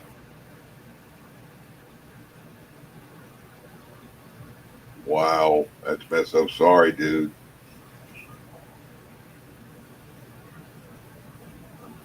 We'll do something about these strikes. Man,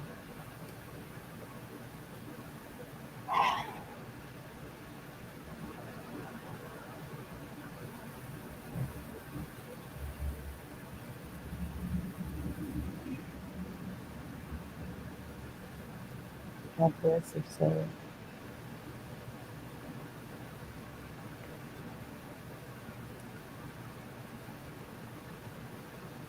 25. Oh, that just breaks my heart.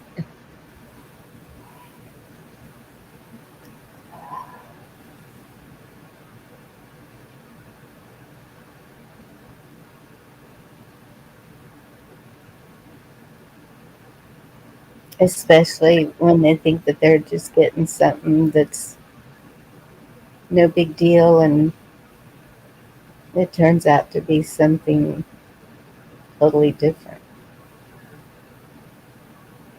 Yeah, stuff coming at all angles, getting. Hmm.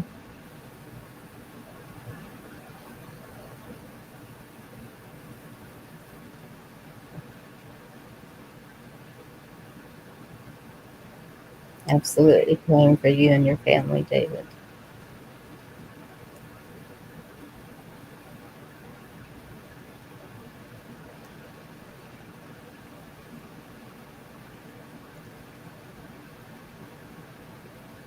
Maybe we need to go prayer. How about a song?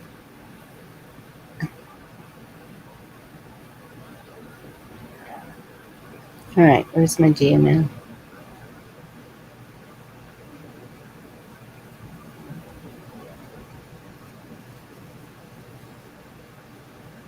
Well, that's a good one, Regina.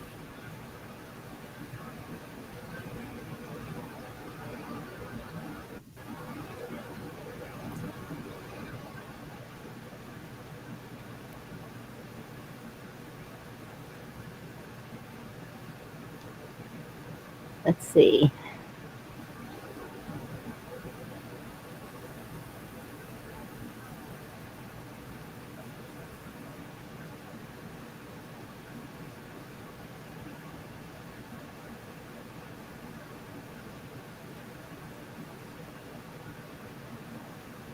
Oops, went too far.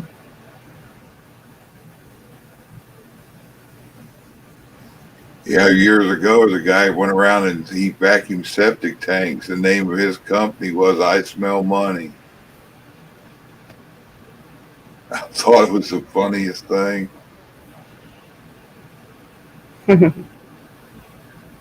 I smell money. Yeah. Yeah, when them things like septic tank machines, you ever smelled one when they start one up? Yeah. Because the suction comes out and it puts the air out. Like, oh God, that reeks. That's where I smell money. I have a picture of a. They used to call them Honey honey what? pots, honey wagons, something like that. And this one's called a stool bus, and it has a bumper sticker, and it says "Beware of dropping passengers" or something like that. It's it's funny. I'm gonna play a song, so I have to do the echo cancellation. All right, I'll mute.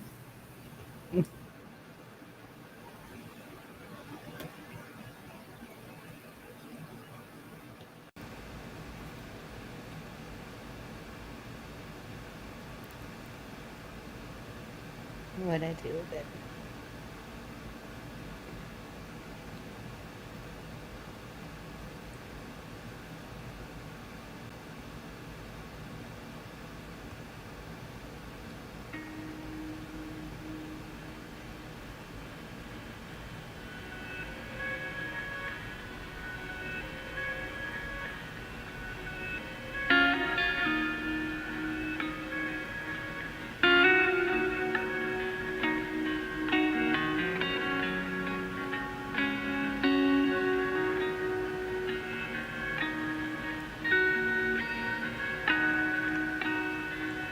When I go, don't cry for me. In my Father's arms I'll be. The wounds this world left on my soul will all be healed and I'll be whole. Sun and moon will be replaced with the light of Jesus' face. And I will not be ashamed, for my Savior knows my name. Don't matter where you bury me, I'll be home and I'll be free. It don't matter where I lay. All my tears be washed away.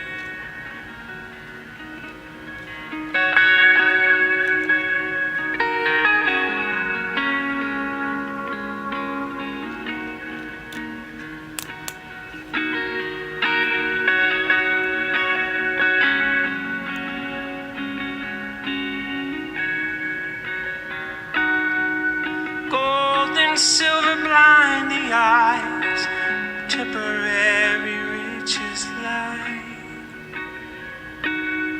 Come and eat it from heaven's store. Come and drink and thirst no more.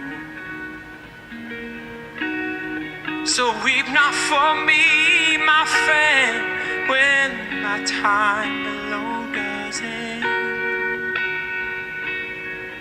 For my life belongs to Him who will raise the dead again. It don't matter where you bury me, I'll be home and I'll be free. It don't matter where I lay. All my tears be washed away.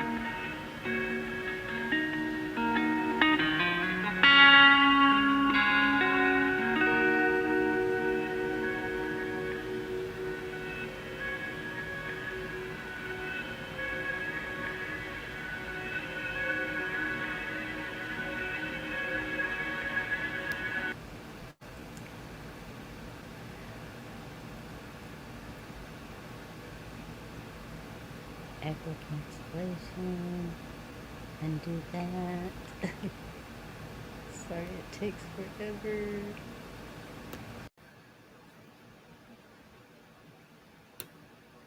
Okay. I just really like that. With all the tears, it'd be washed away.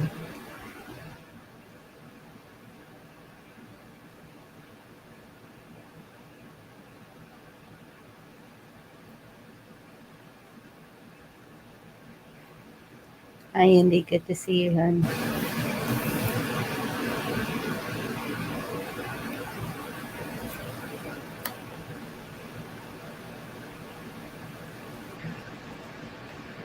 That sounds like car wash. Car wash? What? No, whatever you did was like somebody spraying the inside of a bucket out or something. When you Oh. moved it, change the echo cancellation. Oh, okay.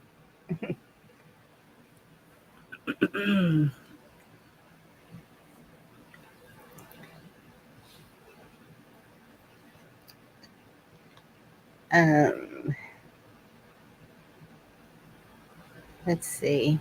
I actually have something good to share with y'all real quick for a minute that's going on. Um,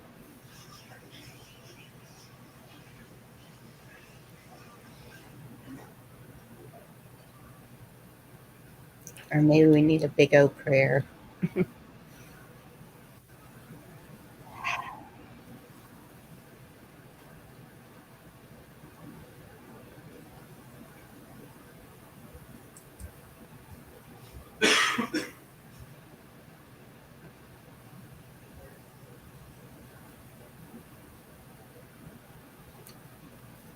Okay, I'm going to pray. Heavenly Father, we come to you this evening. Lord, please see all these beautiful people that are just worrying, having fear, not knowing what's going to happen next. Father, we ask you to block what they're trying to push on us. Help us stand strong in our beliefs and in ourselves to stand against any evil that they try to put on us. Let us be able to see the evil that they are putting on us and know to stay away from it.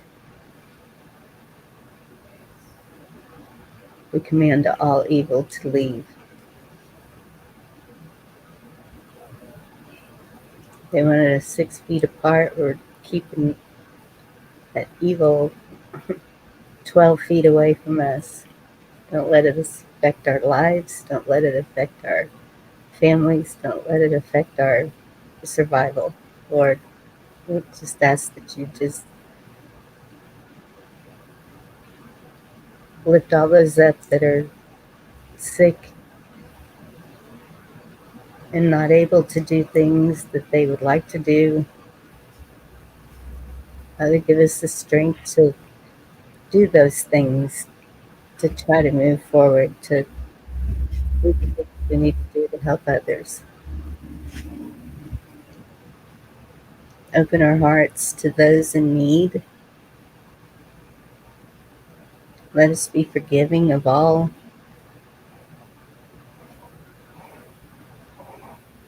as you forgive us. And Father, right now I just lift David up to you, David and his family, for their loss. I ask that you give them some kind of peace and comfort. I know that that's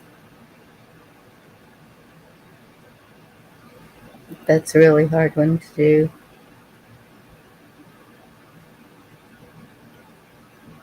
But somehow let them find some sort of peace in this.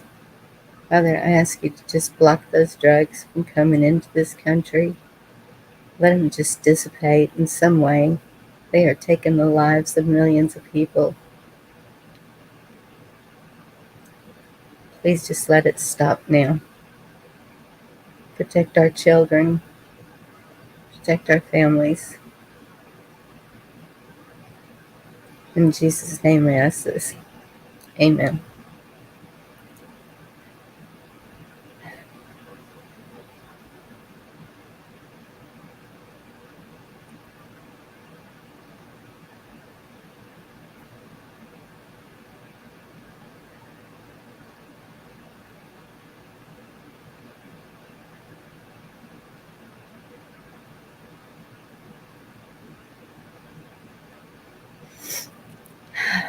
Okay. I really got to me.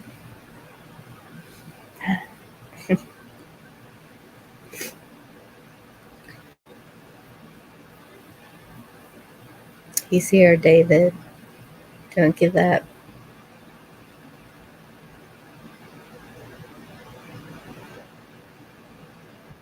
Love you, David.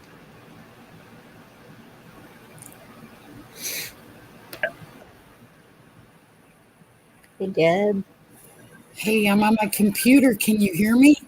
Yes. Yay! I Yay! couldn't. Word. Turn your YouTube off. Oh, Hey, Deb. okay. Hey, I'm on my computer. Can you hear me? Yeah. Okay, it's off. Okay. Another first time. Sorry, Bonnie. I got to come up here and give you a big hug. It's just, it's, no, it's the Holy Spirit. Just a No, second. yeah, I know it's good.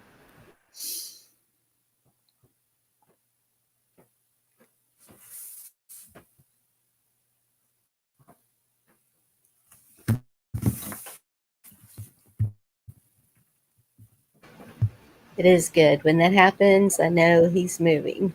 I know he's moving. He's doing something. We all gotta have that faith. Yes, we do.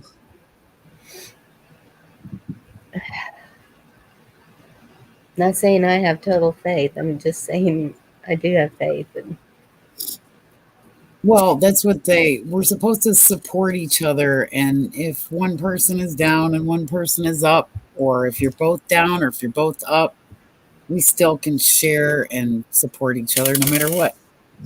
that's right. And it's that love and caring that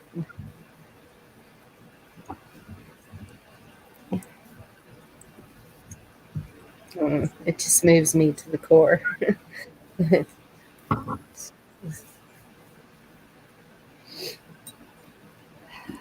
Chuck's ready to pop off with a joke or something, or play something silly. Probably.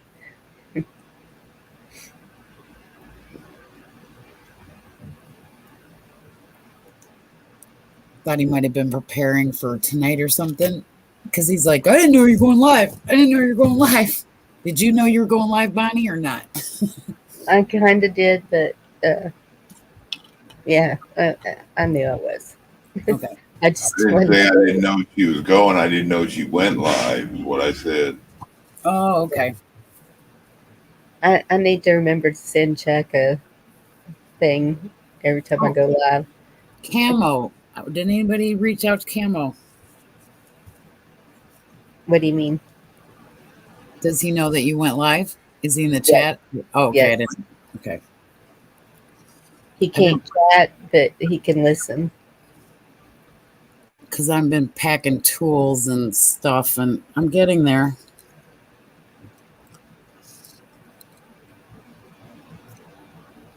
Doing all those little things so you can stage the little house pretty so people can look in it and then come in and change everything you got anyway.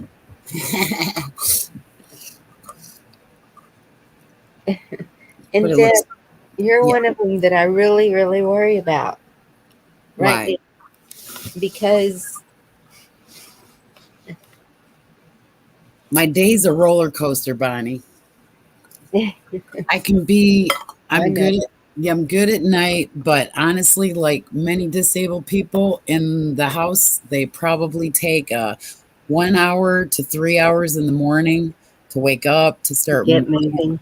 yeah, Yes. ambling around. And if somebody happens to catch me at a time when I'm in that amble, you know, uh, yeah, it's just kind of, I don't know, bad time of day, but we got to take every minute of every day one at a time.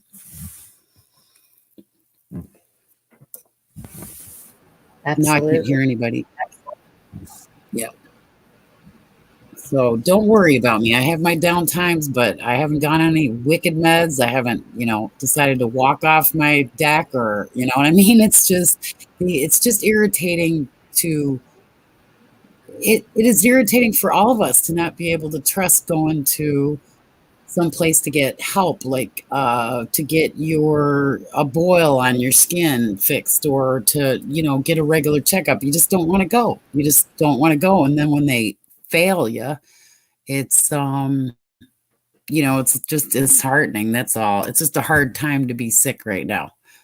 We all know it, but there's so many worse off. You can find them everywhere. Yeah. Um, Remember I said I got a new doctor? Yes. Well, and then I said that the Methodist church system was buying up all the hospitals around. And Yep. so I got a letter in the mail that my new doctor will no longer be there and the whole clinic will no longer be there. So if we need any medical treatment of any kind, we have to go 35 miles away to get it. Is that like urgent care? Do you have urgent care around you? No, Oh my gosh. Oh no, no. nothing like that. We have a EMS, but uh, if if things are bad, people are flown out in helicopter, Yep. and I'm not going that way. Yeah, and it's about $50,000. I get the things in the mail all the time because my friend Yeah. handed me. Yeah, and I get them, and it's like, oh, you can just pay. And I'm like, she said they can hold their hand on their butt till it grows there because she doesn't have $50,000. You know, it's it's sad, and that's the problem. Is I have a friend who's actually doing a dental clinic to help disabled and elderly, and she told me today, and it's through a church, and she told me that they're closing down, and they're closing down because the guy is greedy, and he can get a lot of money for the clinic and the property it's on, and he's just selling out. So all those people that got discounted dental work and really bad problems fixed on emergencies, gone. Yeah,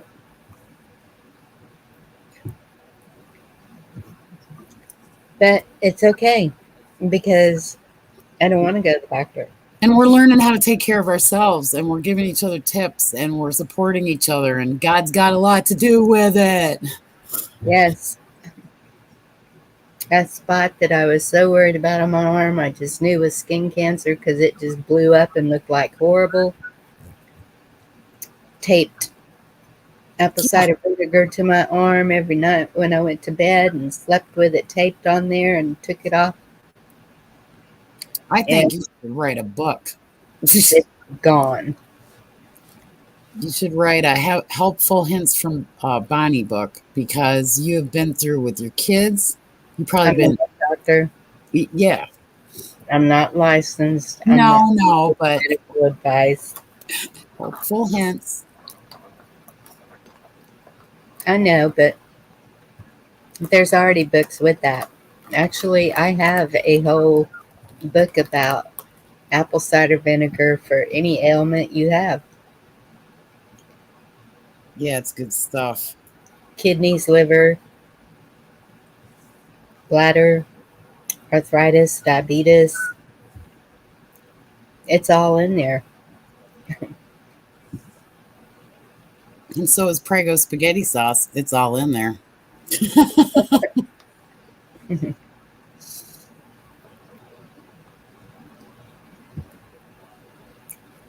Well,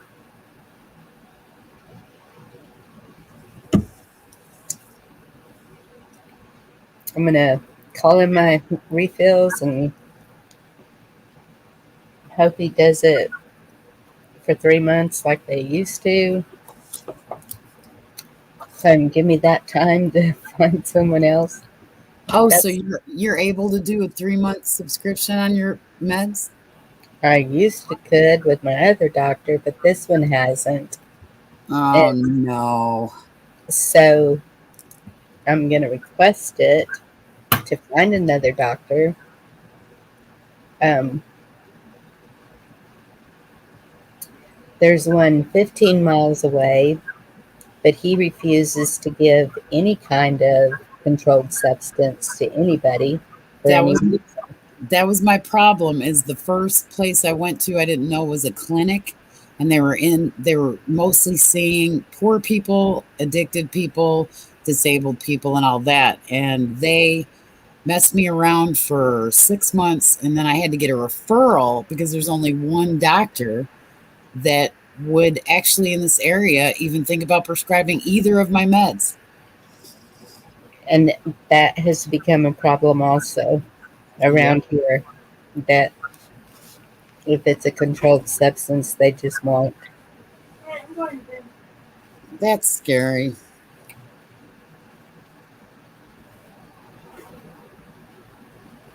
So that's why it takes so much time to find one. Oh, yeah, quick. Yeah, Or 'cause you can't go in there and say, "Hey, man, do you prescribe this and this?" They'll be like, "You can't leave right, because you're a bad person." it takes time to get off of them too. Oh I my don't god! know how Chuck did that without any side effects. That just blows me away because boy, do I feel it when I drop down because they had me on 4 or 5 a day, and when I dropped down to 2 a day, it's a wonder everybody didn't move out and never come back because I was a mess. It was Well, it depends on your life. Believe it or not, I mean, I've been on it for years, but there's been a time where I walked around with one in my purse for a year because when your life is going good, and I'm talking fairly good, it's never perfect, but when your life goes good, you can realize that when you take one instead of it bringing you down to like a level, it'll make you tired. And that's my cue to like start taking a half of one instead because I know my life is a little bit on keel right now. So I can see how Chuck did it. Can't do it now though. I wouldn't. now they've had me on since '94, and they're so addictive that I it think I'm with me it 98. takes a detox. It's not. I can't just quit cold turkey. Yeah, I've been on since 98. And I've seen the seizures, and not gonna do that. Well, Sorry. the word to the wise, they try to put you on something that's 10 times stronger because I don't know why that one's okay, but the other one's not. So if they offer you anything that begins with a K or a C, don't take it because it's 10 times stronger than what you're taking now and it'll give you side effects that are horrid. I'm already on the one with the K. Oh, wow. That thing made my feet go numb, my head want to blow off, and it messed with my blood pressure really bad. And I took half of one. I'm a wimp, though. I don't need much. Yeah, I was watching something reading earlier about everybody should have the head of their bed facing south. It helps for better sleep, better for your body and all your systems.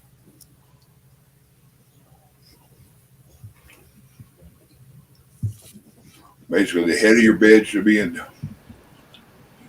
the north and the foot to the south. Or That makes sense.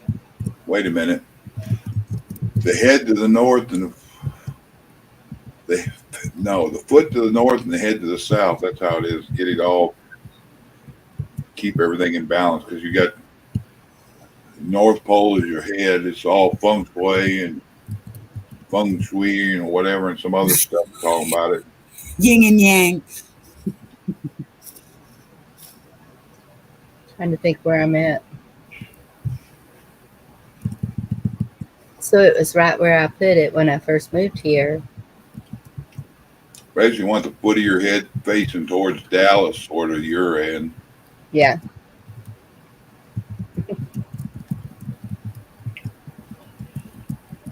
It just takes a little twist now. The head of our bed's facing towards east, and I need to move it. Biggie's having issues sleeping, so I was doing some research why. And when she does sleep, she still feels tired.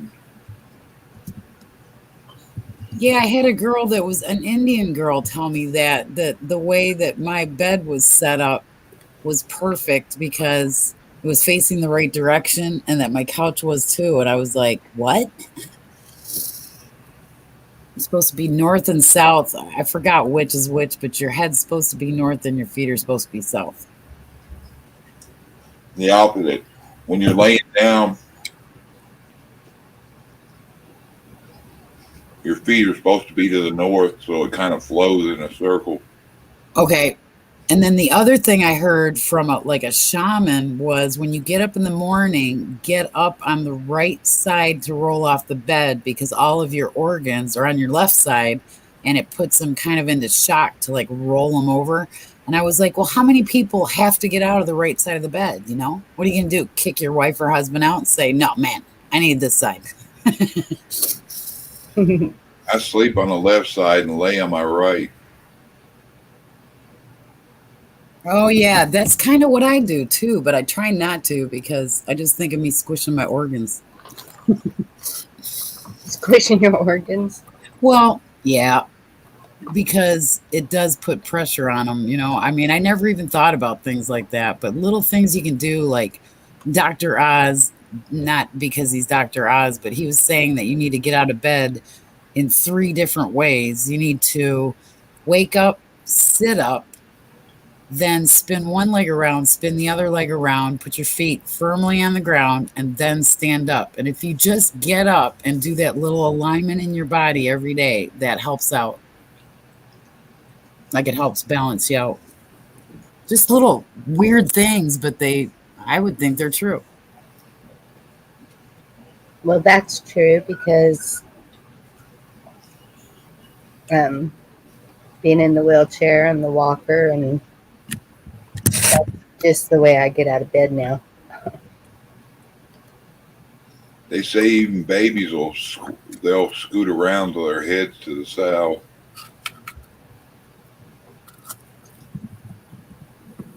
Yeah, they got so much wisdom and so much. I mean, they're so innocent and they're so simple and they tell the truth. Most of them, at least when they're babies. Say, you look bad, Mom. Why is your hair different? Yeah, I used to always sleep on my left side. Now I sleep on my right side. I don't know which is better for you. But the reason I sleep on my right side is to face the door so that... Mama bear. Yeah. Yep.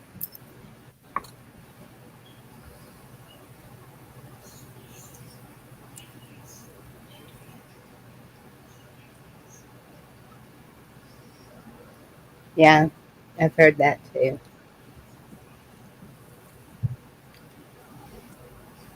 The sleeping on the left helps with digestion, but then I heard sleeping on the right for the heart, and I don't know. Technically, you sleep on your back is best. This is funny. Heather Locklear says this. You know, how did you stay without any plastic surgery? How did you stay so beautiful? And she said, I always sleep on my back, and it's because your face is completely, you know, like stretched out. You don't have it stuffed in a pillow or curled up in a ball. And I was like, that makes... What she did was called sleeping on her back. Yeah, no kidding. Yeah. Oh my goodness. I was like, if that's all it takes to cure wrinkles, I'm in.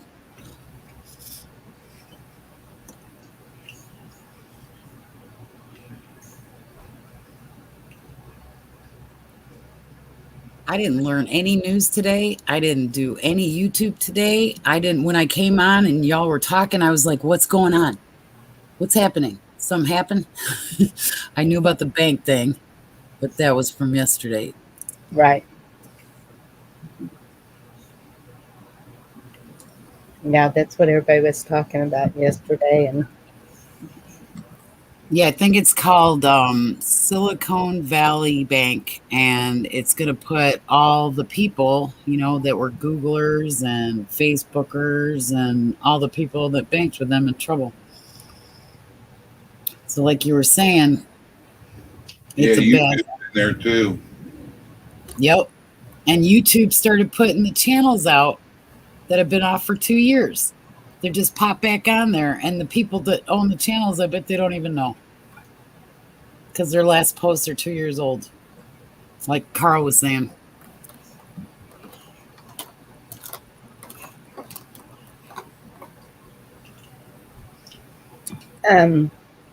all for his kingdom, I just ordered coconut oil, and it says for hair, body, and cooking.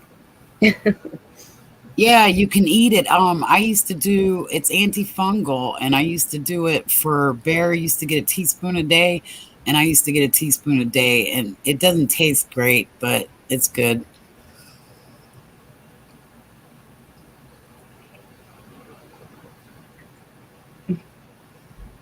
Thank you. Moving on. We try to be very nice here. No ill feelings towards anyone.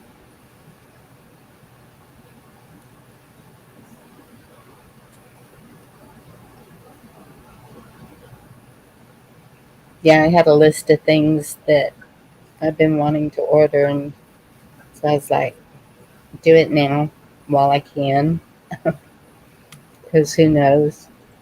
The one thing that I can't find is my vitamin C, Oh, and I only stick to a certain brand because of the allergies that I have. yeah. So Wednesday, we're going to see if we can get in store, because a lot of times you can't order it online, but you can get it inside the store. Right. So I'll try that, and if they have it, I'm going to stock up like crazy because, I know when you get with something, you want to stick with it. You don't want to look for other brands, because you never know what's going to be in it. yeah. And even supplements, they add so much junk to them. Oh yeah, the emergency, the knockoff brands have bioengineered ingredients. That was one of the things I found. And I was like, really? Vitamins? Okay, great. Yeah, if you want that, just take zinc and vitamin C. I think you can take rose hips if it upsets your stomach. You can get vitamin C out of rose hips because my stomach gets torn up unless it's in something. Like I They can't make eat fruit. they make vitamin C with rose hips, but I can't have the rose hips. Really? You're even allergic to some herbs and stuff? Oh yeah, oregano was my first one when I was like 21. Well, Oh, it was younger than that, but it took me till I was 21 to figure out what it was. That every time I ate pizza, I ended up in the emergency room. wow.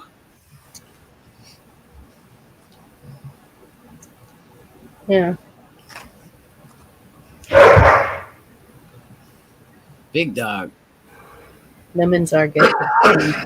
Oh, that was Chuck coughing. I thought it was a dog. It was dogs barking too. Okay. Where's the trains, Chuck? We haven't heard one today. um, There was one when even I first come on. Then two, jalapenos then have two were tons. both going in there earlier because across the street there's a schnauzer over, and all he does is yip constantly. And they had the windows open up there, and they kept every time he'd start, they'd bark at him like, "Come here, squeak toy." And he drives them. He'll sit there and bark at cars as they go by. He just yep, yep, yep, yep, yep, yep, yep. And if he's out there an hour, that's what you hear for an hour. Yeah, little dogs are quite the personality, I gotta say. That dog needs his butt whooped. Well, I was trying to be nice. I told her one day, she can please bring him in or do something. She'd keep my dogs going over here. You just worry about your dogs and I'll worry about mine. I said, well, keeps them going. They keep driving and waking my wife up. She works graveyards. I'll just let them outside. If they happen to get over the fence and get over your fence, then maybe your dog ought to not be so intimidating. Right. He's a little male, but them German Shepherds are about 8 times his size.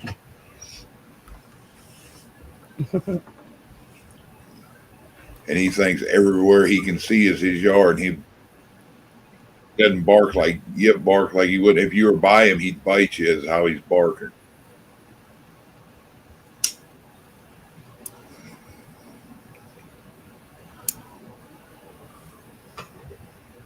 John Dunning says, I'm allergic to food. It makes me fat.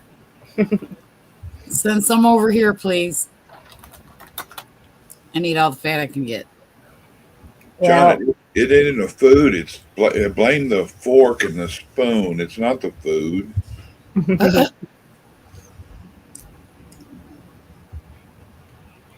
these Nilla wafers are doing a pretty good job of that. Wyatt and Andrew just made a bunch of Tall House cookies. Oh, well. I just went and got them while they were so gushy you couldn't hardly pick them up. Yep. I got the other piece of my key lime pie. You just made me remember. I don't know how y'all eat that. Vicky likes that stuff. My mom did. To me, it tastes like soap. Oh, you got bad pie. I made my own. It was great. Yeah, I love key lime pie. Something to do with it, like a lemon cheesecake to me too. Tastes like soap. I don't know why the citrus and whatever makes it taste that way to me, but I love cheesecake. But lemon, lime, any of that in anything, that soap. Do you like Boston cream pie and that kind of stuff? Yeah. Okay.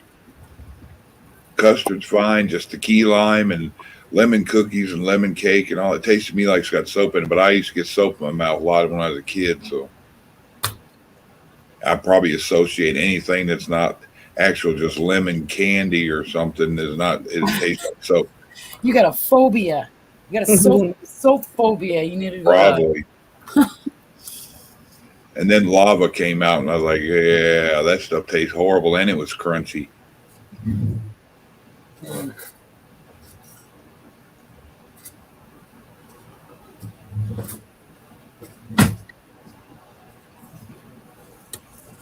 I'm just happy that being on a computer doesn't take the battery out like the phone does. Yep. That's why I use my laptop. If I use my phone, it overheats. It sucks the battery. Yeah, the thing lights up like you feel like it's 100 degrees in your hand. Yep. Not a good idea to hold it then.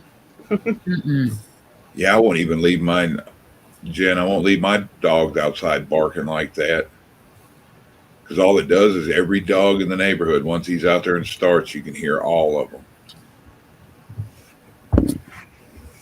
Yeah, they bark for a reason, and people don't seem to get it through their thick skull. I've been outside. As soon as she lets him out, he runs to the corner of the gate and just starts barking. And there won't be nothing out there. Some are like that. I think he's just a nut. He needs a friend to keep him company, and then he wouldn't be so whatever he is. A nut. That's why I always got pairs. I always got pairs of dogs. Oh, I thought you were going to say you always have pairs. That way if the dog acts up, you throw a pair at the dog. No, I try not to whip things at dogs. I don't like drop kick possums either. My dogs, you threw a pair at them, they'd probably eat it. What? The dogs, you threw a pair at them, they'd probably eat it. They wouldn't know what to do with it at first. They'd look at it like you gave them poop, and then they'd be like, sniff it and then start chewing on it. I had a poodle.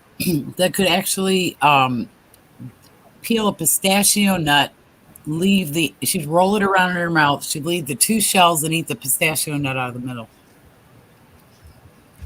Mom had one that poodle it like carrots, fruit cocktail. Beg mom, when mom would make lettuce sandwiches, she liked lettuce.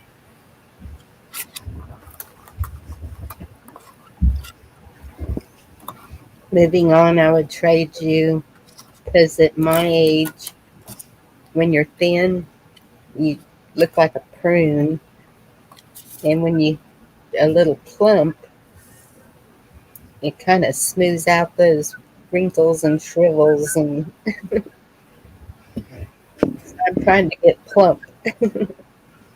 Plump is best. You got to have 10 or 15 pounds in case you get sick. That's what I always said. Well, that's what they told me too. And Yep. I think that's why this last time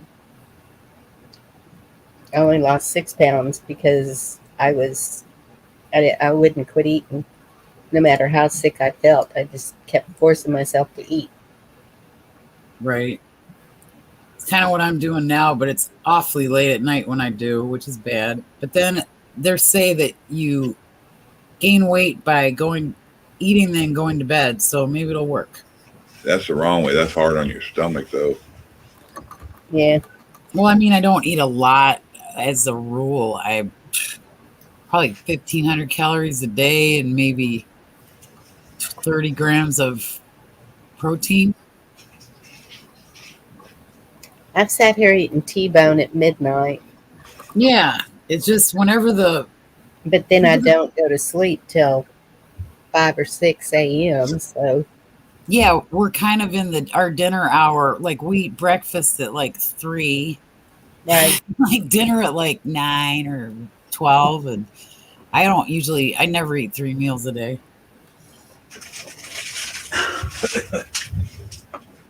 Well, it depends on what you call a meal. Yeah, I snack. Everybody start their day with 2 or 3 eggs. I can't eat in the morning. I don't know. I don't get hungry until I've been up like 2-3 hours, and then I get hungry. That's probably a problem. If you ain't gonna put no weight on, you do that. You set your body. That's supposed to be your biggest meals of the day. Is first meal. I know, and I've never ever. My mother used to make me eat before school, and the only 2 things I would eat, actually 3, I would have a bowl of Lucky Charms, a piece of pizza, or French fries and ketchup, and that's all she could get me to eat. Because even hospitals, first meal they bring you or get you on real food is eggs. Yep. Egg in the morning, you have 2 or 3 eggs and either oatmeal or 2 or 3 eggs and like sausage or bacon or something. Yeah. Get something that'll sit with you for a while. I might Think you don't do it either. She bet you she's skinny, like she left here earlier. Stuff in there made, and she got up late, didn't eat, and I reminded her before she got in the shower she did, and then by the time she started getting ready, she brushed her teeth. She goes, "Okay, well, I'm not eating now." I'm like, I don't want to hear about your pockets rubbing together if you don't want to listen to me about eating. Well, we do, as a rule, as we've all seen, is some people get thinner when they get older, but just not as drastically as we are.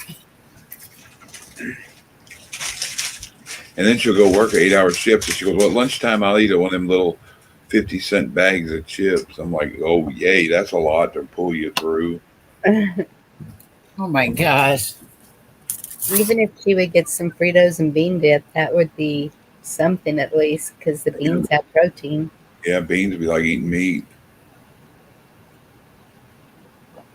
I love Fritos and bean dip. She used to take peanut butter and crackers, so she got tired of them. And I say, "Yeah, well, peanut butter is like eating beans or something. It's a protein." So I haven't been able to eat nuts though, because my teeth, I've got a little bit parts where they've spread out a little bit, and I just can't do peanuts.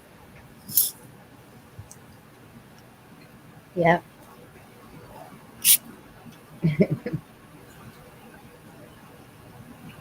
Oh, good. She wanted a quick fix. She can make a Frito pie. Get a thing. Frito pie? Fritos, chili, and cheese, like Cheese Whiz or That melt. canned cheese or the jar cheese. You can Yeah, fish it in.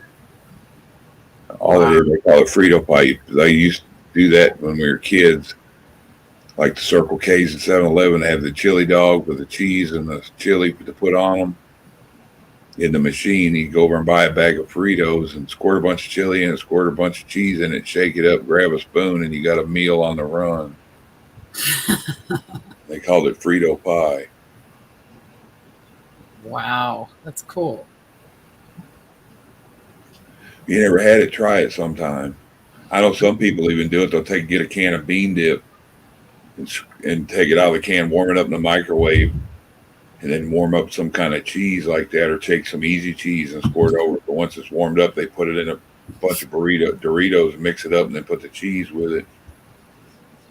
Anything that has to do with tortillas, taco shells, like, making burritos, making wraps, I just love that kind of stuff. And I love the layered dips. And even if you have like a little bit of onion dip left and you got some, like the bottom of the chips or whatever, you just pour them in there and you just mix it together with a spoon. It's all going in the same place anyway. That's what my dad used to say. Like somebody here a while back make a mashed potato dish out of Pringles. Wow. Put water in crushed up Pringles and then added this and that and made like loaded mashed potatoes out of it because the Pringles swelled up, turned into look like mashed potatoes.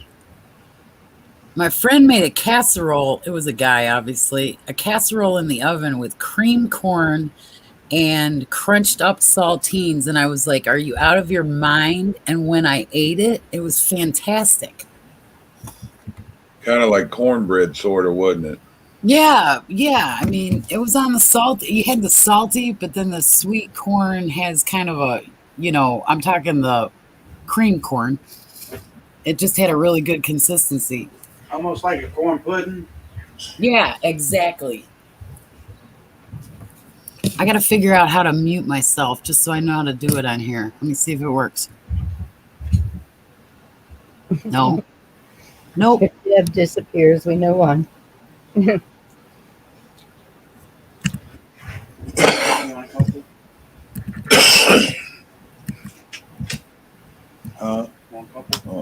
Oh, well. So you should be in StreamYard and down at the bottom. Okay. Should be a little mic. Oh, there it is. Okay, thank you. Far left. I got to make some noise.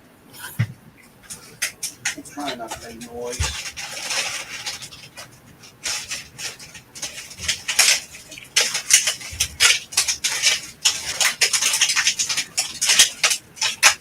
Damn, boy, can you make any more noise with that package? I'm not trying to. It won't fucking. Sound like somebody digging in the trash. Call me raccoon.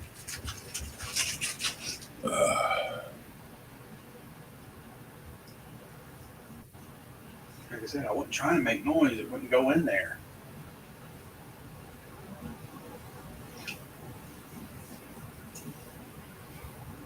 Hey, Ben.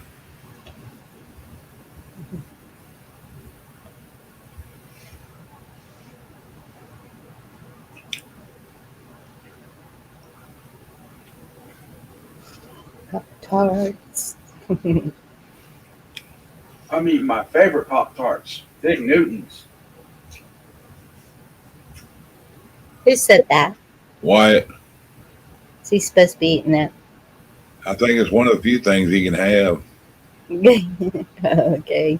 Can't have avocados. I think that's the weirdest thing. A lot of stuff like that is like, nope. Hey, rabbits. Looks like there's a fire going in the window. You guys see it too, though, right? It's there. Yeah, You see like it? something's on fire. Oh man, I hope not. What is that? I'm trying to figure it out. I won't go in there. There's weird noises in there. Where are Is you? that the house?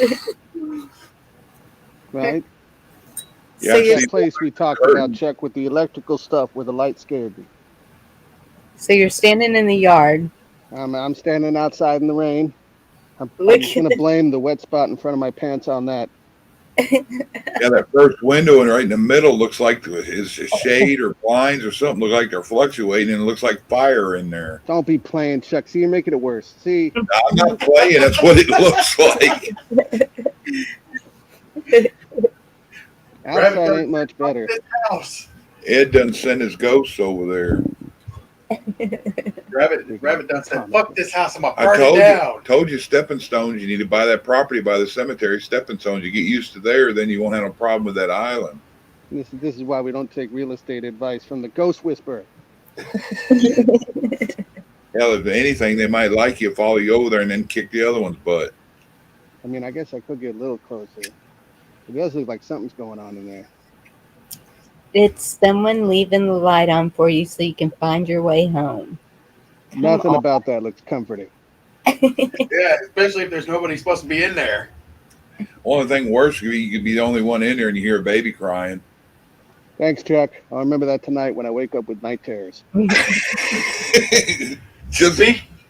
just put on some murder porn. It'll help you sleep better. Speaking of babies crying, it reminds me of the first time I ever played 7 Days to Die in the Apocalypse Zone. With the screaming baby. Yeah, God, I that music like, is what the hell do I creepy. keep hearing? I remember they were playing that. I like, what in the hell is that? That shit would give me nightmares. I stayed out of that zone for a week because I didn't like the way it sounded.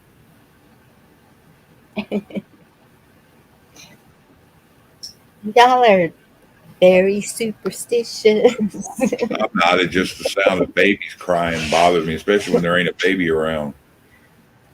Well, I had that happen in a house that I lived in, but I didn't move.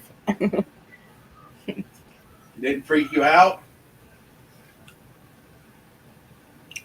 Not totally freaked me out. I mean, I heard it and I thought I was the only one hearing it until one night we were watching TV and the baby was laying on the couch and the other one was sitting in a chair. And I said, looked at my husband and I said, do you hear a baby crying? And he said, yes. Why aren't you getting up? And I said, because my babies are in here.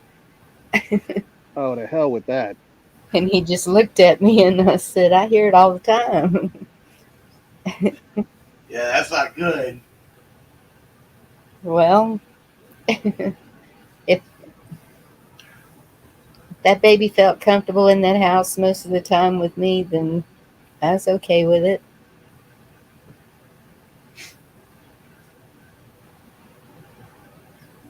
Yeah, just something about that la la la la la la that kind of bothers me. Well, I wasn't hearing that. So what if you're laying there, you know the house is empty now, and you all of a sudden you hear "Mama" coming out from under your bed? Then I'd be like, really? Not That cool. would bother you or What do no? you need? No, I'm not. I grew up with them. My grandma had them that followed her every house she lived in. They don't. Vicky has something she says messing with her in that farm. She showed Andrew. I guess he told me she had looked like red scratches or welts on her back. Said her back woke up, it was hurting. Something felt like somebody slapped her when she's asleep.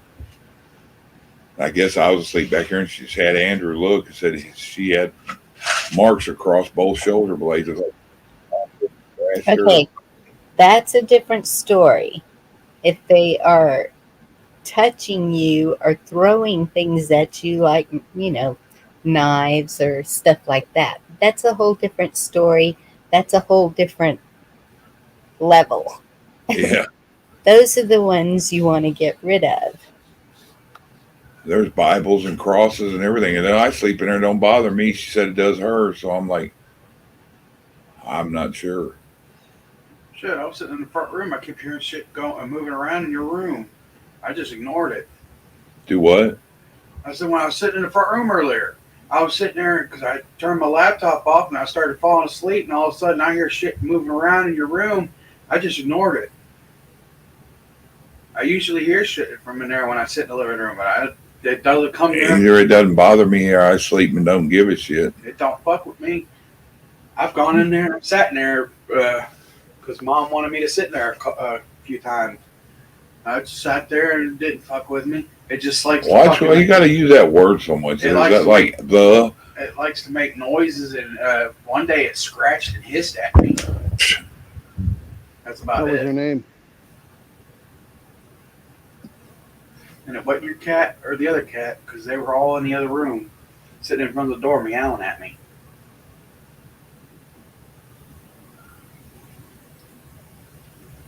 Ragnar, I've seen that too, and I believe it was my grandmother. My mother sees the same things, and so we think it's my grandmother showing us she's there.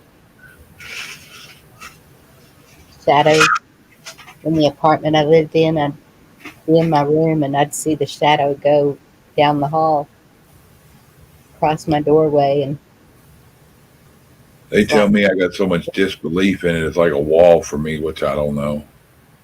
I don't have disbelief in it, but I'm not afraid of it. Unless they're trying to cause harm. Yeah, tonight I have this moonlight that you turn on by a remote control and it changes colors and stuff. So it was off. And I was messing with Bear's ashes and I was rearranging the top of the shelf. And I looked around and the thing is strobing and it's doing all the colors because there's a button you can press to do all the colors. It did it for like a minute and then it stopped. And I was like, hey, Bear.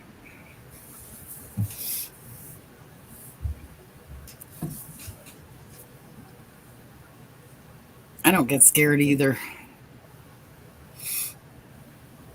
Biggie gets mad at me because I look at her like I think she's been smoking You crack. feel if it's evil.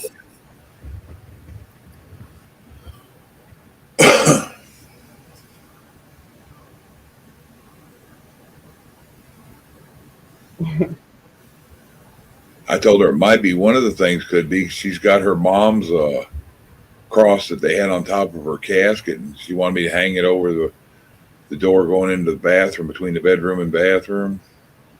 And I said, it might be that 'cause always mom used to say you're not supposed to hang them, you're supposed to put them up. You've got a light on in there. So what's a good remedy, Chuck? If I sprinkle down some olive oil or Turn the light grab some off. pomegranates or something?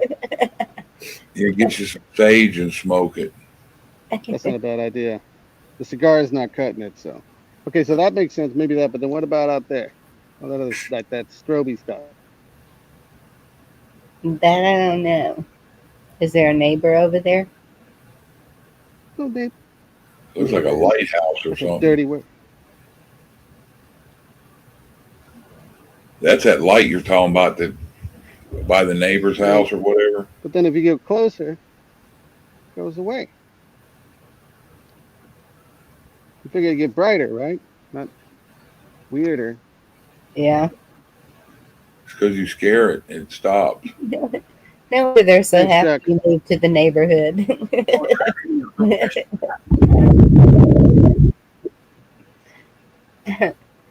All right. All of Maybe, y'all. What? maybe it's a wisp, is what I said. A wisp? What's that? Will o' wisp. It's like a ghost I don't entity. listen to hip hop. Lights up. Yeah, I didn't know what that was either. But any of y'all that have ghosts, if they're nice, you just ask them what their purpose is, what they need. There's some kind of unfinished business, something. If they scare you, you can get rid of them by telling them they're not welcome there anymore, and you are telling them to vacate immediately. And you got to be serious and you got to set your foot down, and they will listen. Typically, unless it's really evil, then What you if might it want to It's a anoint. rape ghost. What? What if it's a rape ghost? They're not going to listen. What if it's me? I have never heard of one of those. Where'd you go to college? They exist. I went to a business college. Usually in universities. Oh, yeah.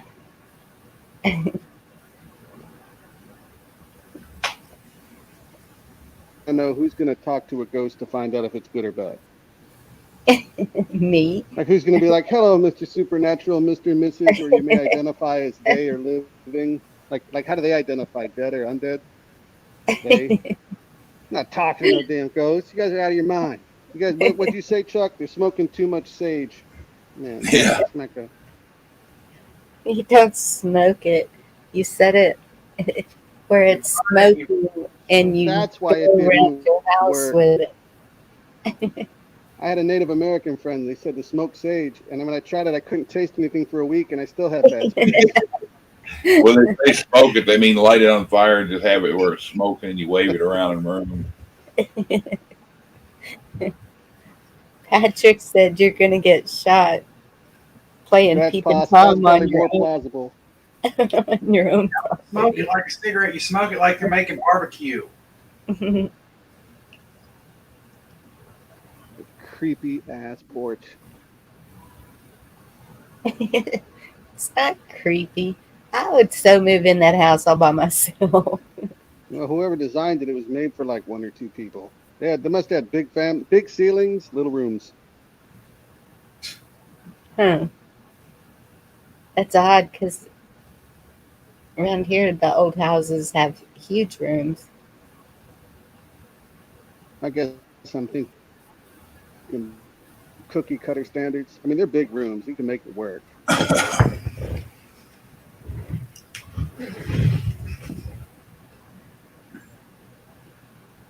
That's one house I rented. It had 4 rooms and a bathroom. And so one big room was the living room, and all I had in it was a couch and a chair and a TV. I think we might have put a bed in there too for company. And it was still so much space, it was like crazy open. And then uh, another one we used for a bedroom. Whoops. Keep forgetting sometimes y'all can just pop back up there on your own.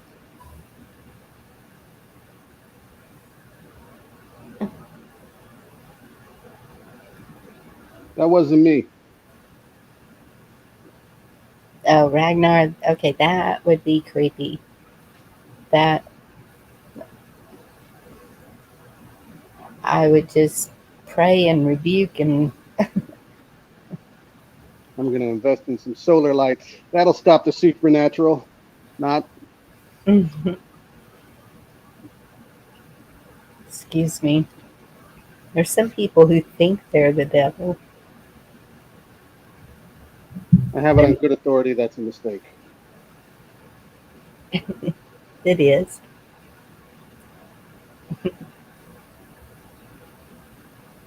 What the hell is in there? Does it have sheer Chuck, go in there curtain for me, man. Come on. or is it smoked glass? No, that's a good question. Go find out, Chuck. I ain't going back in there. It's that thing. You're just gonna camp out outside, huh? It's safer in the dark. I can't see them. They can't see me.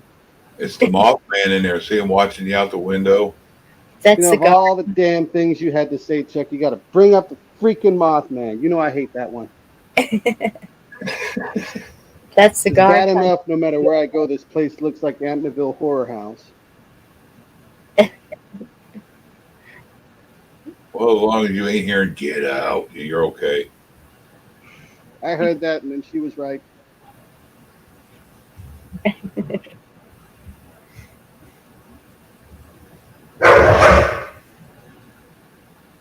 rain doesn't make it any better.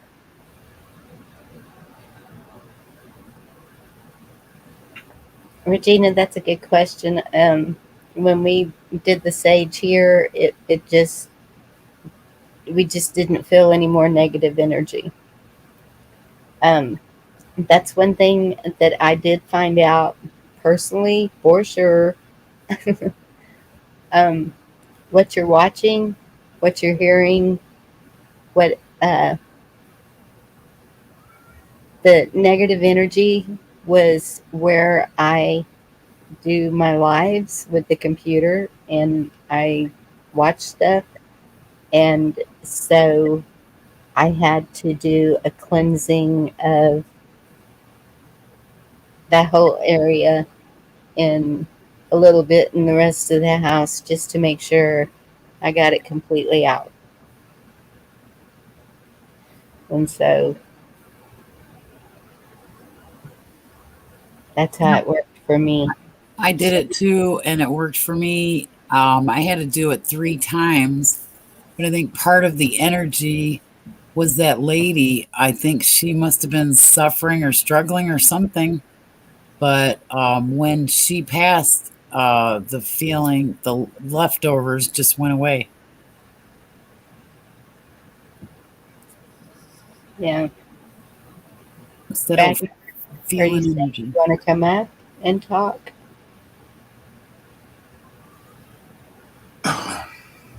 No, you don't want your mama to leave. And just tell her that.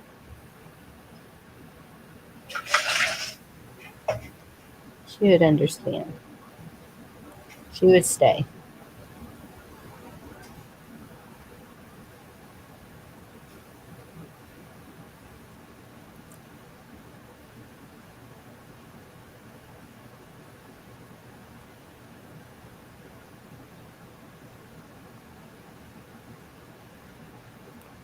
Well, y'all, I'm hitting 3 hours. I'm going to shut down the live part. Um, Tuck and Deb, if y'all want a minute, A minute. and Rabbit. We'll take a minute. Hey, y'all, please do not be afraid. If they try the crypto, whatever, just say no. Just like we've been saying no to all the other stuff. No fear. Just y'all have faith, please. And keep praying. Does work. And I will see y'all on the next one. Thank you all so much for coming in and sharing your stories. And I hope you got something out of this that'll make you feel better. Because we love y'all. God bless you and have a wonderful night. Good night. Good night, y'all. Much love. Bye.